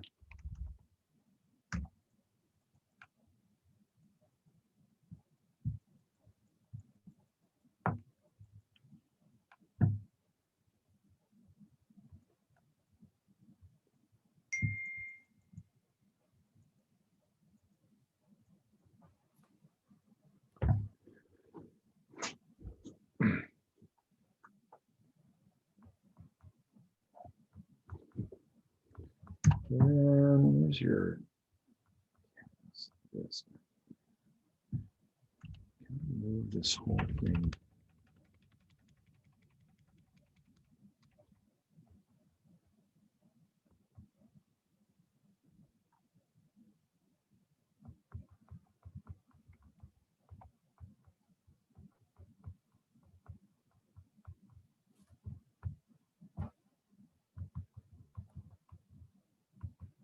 Yeah, okay, cool. So yeah, it's good. I have to remind myself it's good to solve kind of one thing at a time and then go, oh, okay, So I actually kind of like just that. I mean, this is super crude. You kind of see how we're just getting some separation of the foreground from the background.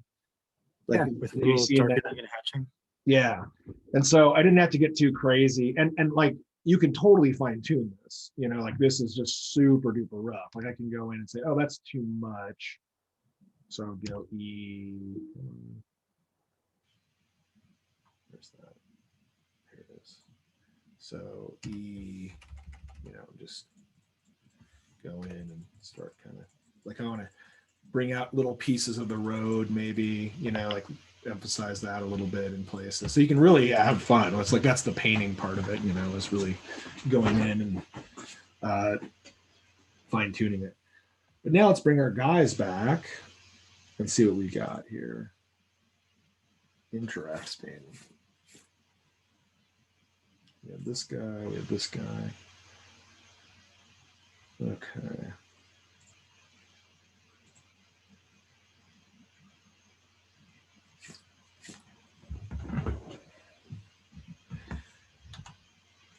So now, let's kind of take this one thing at a time. So now I want this guy needs to stand out as well, right? And so now, because he's so dark, he's blended. We made this dark back here, right? So now it's like, whoops. So that's cool. We got a couple things we can do. Yeah, we can. What can we do? So we want to have a nice, strong silhouette, So we could actually brighten him. Mm-hmm. So I'm going to make a copy and so let's do it like, again, let's focus on fast and see if it looks good or not, So I'm going to do a curves adjustment and I'm just going to invert the curve. Oh, wow. So, all right, that's standing out a hell of a lot more, and if it's too crazy, I could drop the opacity down a little, So what was that keyboard shortcut you used just now for the curves? Command M. And that's a permanent, that's a destructive edit. That's why I made a copy of the layer. So I'll call this white version, dark version. So now you can think about painting this. I want to keep it pretty bright. I don't have to leave it just bright white. And then I'll do my guy down here too. Maybe I'll do the same thing just so I can see it, Make a copy. With the guy being so bright, the monster blends into the background more. Yeah, so we could say, well, let's see what, just to see. And so, I don't want to leave these guys bright white, but I just wanted to see if that kind of solves the initial problem. And it's like, oh yeah, it does. So I think we want to work towards the light end. And we could even do stuff like, you could play around with because this is just really crude, like I could,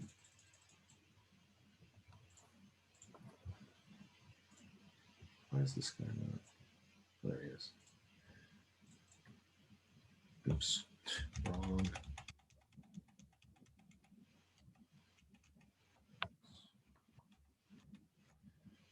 So this guy, I want to erase. Are you just erasing? Yeah, you're just erasing on top of it. Yeah. Oh, because I have it. There we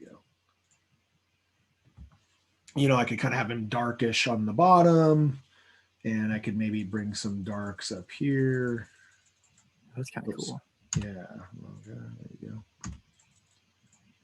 And I'm just kind of asking myself questions as I'm working, kind of like, oh, he could be darker down here, but then he kind of he's emerging out of this, and you can really,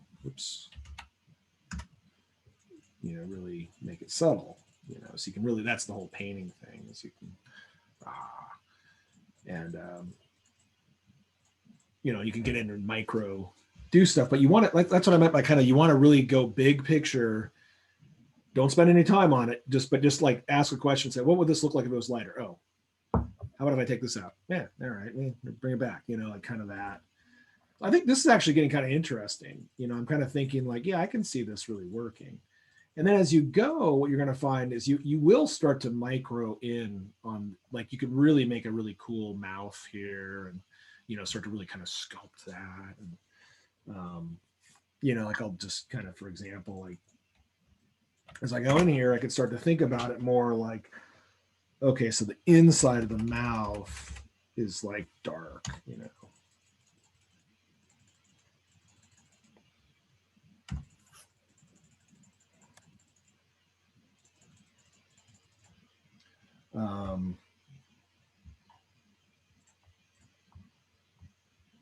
where's that guy? Yeah, so this is what I was working on. So I go here, 0, B. Whoa, crazy. A little big.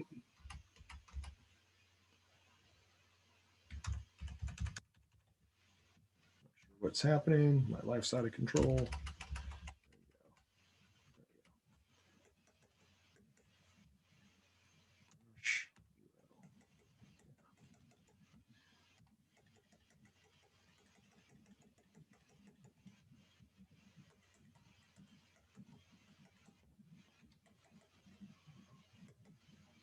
Eventually you can get in and really start like,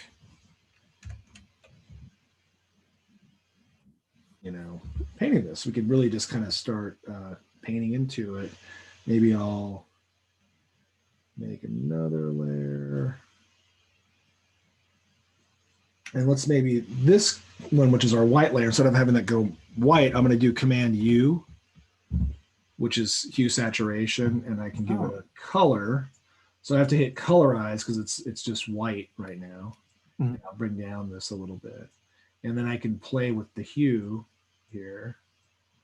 So I can say, I want to make him, that's pretty cool, like that kind of orangish yellow or something, or as a base coat, And then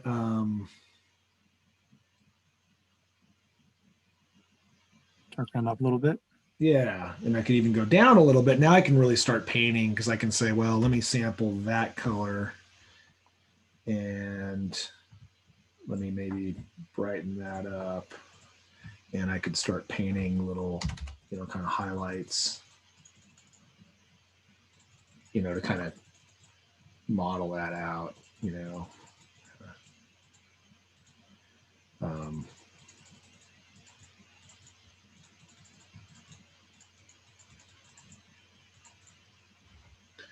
And And then X, darken this down.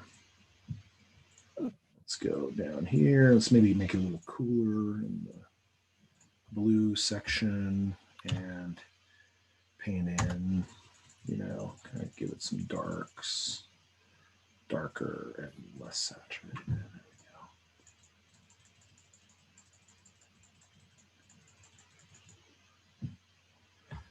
And I like that. I think I could play with that a lot more. totally. Yeah. And then you can really get in and really start to like paint and sculpt, you know.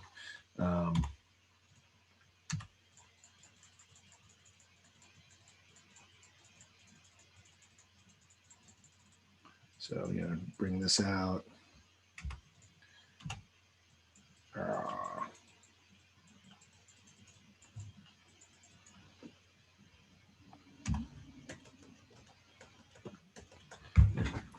Whatever. So you can kind of, as we zoom out, you're like, oh, okay, that's happening. You know, like now we've established like, okay, foreground, that's the thing we need to be focused on. And that should be the highest, high contrast, things really standing out. I don't know. Does that help? No, it did help. Yeah. Cool. I didn't know about just changing the color scheme. Yeah, it's crazy how much power you have. It's like, because when I was learning how to do this with paint, seriously, it would be years before I could even just control paint kind of to sometimes make a color that I kind of wanted. Like it was so out of control. Whereas this, you're just like, I want this color, and you just move a switch until you get the perfect color. So I'll save this and I'll just upload it, and you can see what. And that was Control Alt M to get the color. Just Command M. Just Command M. And I'll show you actually. You don't have to remember all those shortcuts. I'll just show you where they are. So let's go desktop here, save, and I'll upload it. If you go to, so I'll just make a new file here for a sec. So yeah, all the commands for Photoshop are on the Moodle site. Yeah, and I'll just show you where that stuff is so you kind of get the idea. So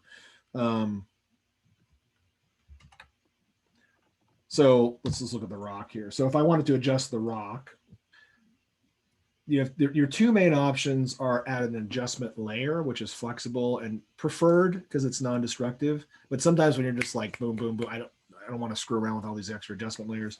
You just go up here and you go image adjustments, and all those adjustments are here. So it's image adjustments, curves, levels, hue, saturation are the big ones. So like, so if this rock, and if I'm doing it up here permanently like this, 9 times out of 10, I just make a copy of the thing. And because it's kind of quicker and down and dirty for me, I can just do this. So now I've got a copy, and now I can say, all right, you know, image adjustments, curves. And I'm like, going to town, you know, take that. And this is actually not a bad way to think about painting, is like, okay, I'm gonna make a darker version of this, right? I laid it on top of the original version and say, okay, great. And then I can erase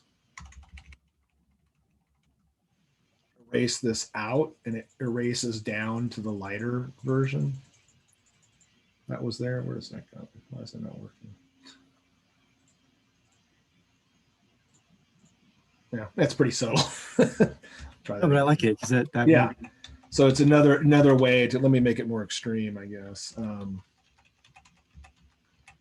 That added some grunge to the cliff, and exactly. So like that's the way it was originally, and we go less copy paste. Yeah. So Command M, pull this down. We can make it like super dark, you know, if we wanted to. And then I don't want that whole thing to be that dark, so I say, yeah, okay, great. And then I just erase it out.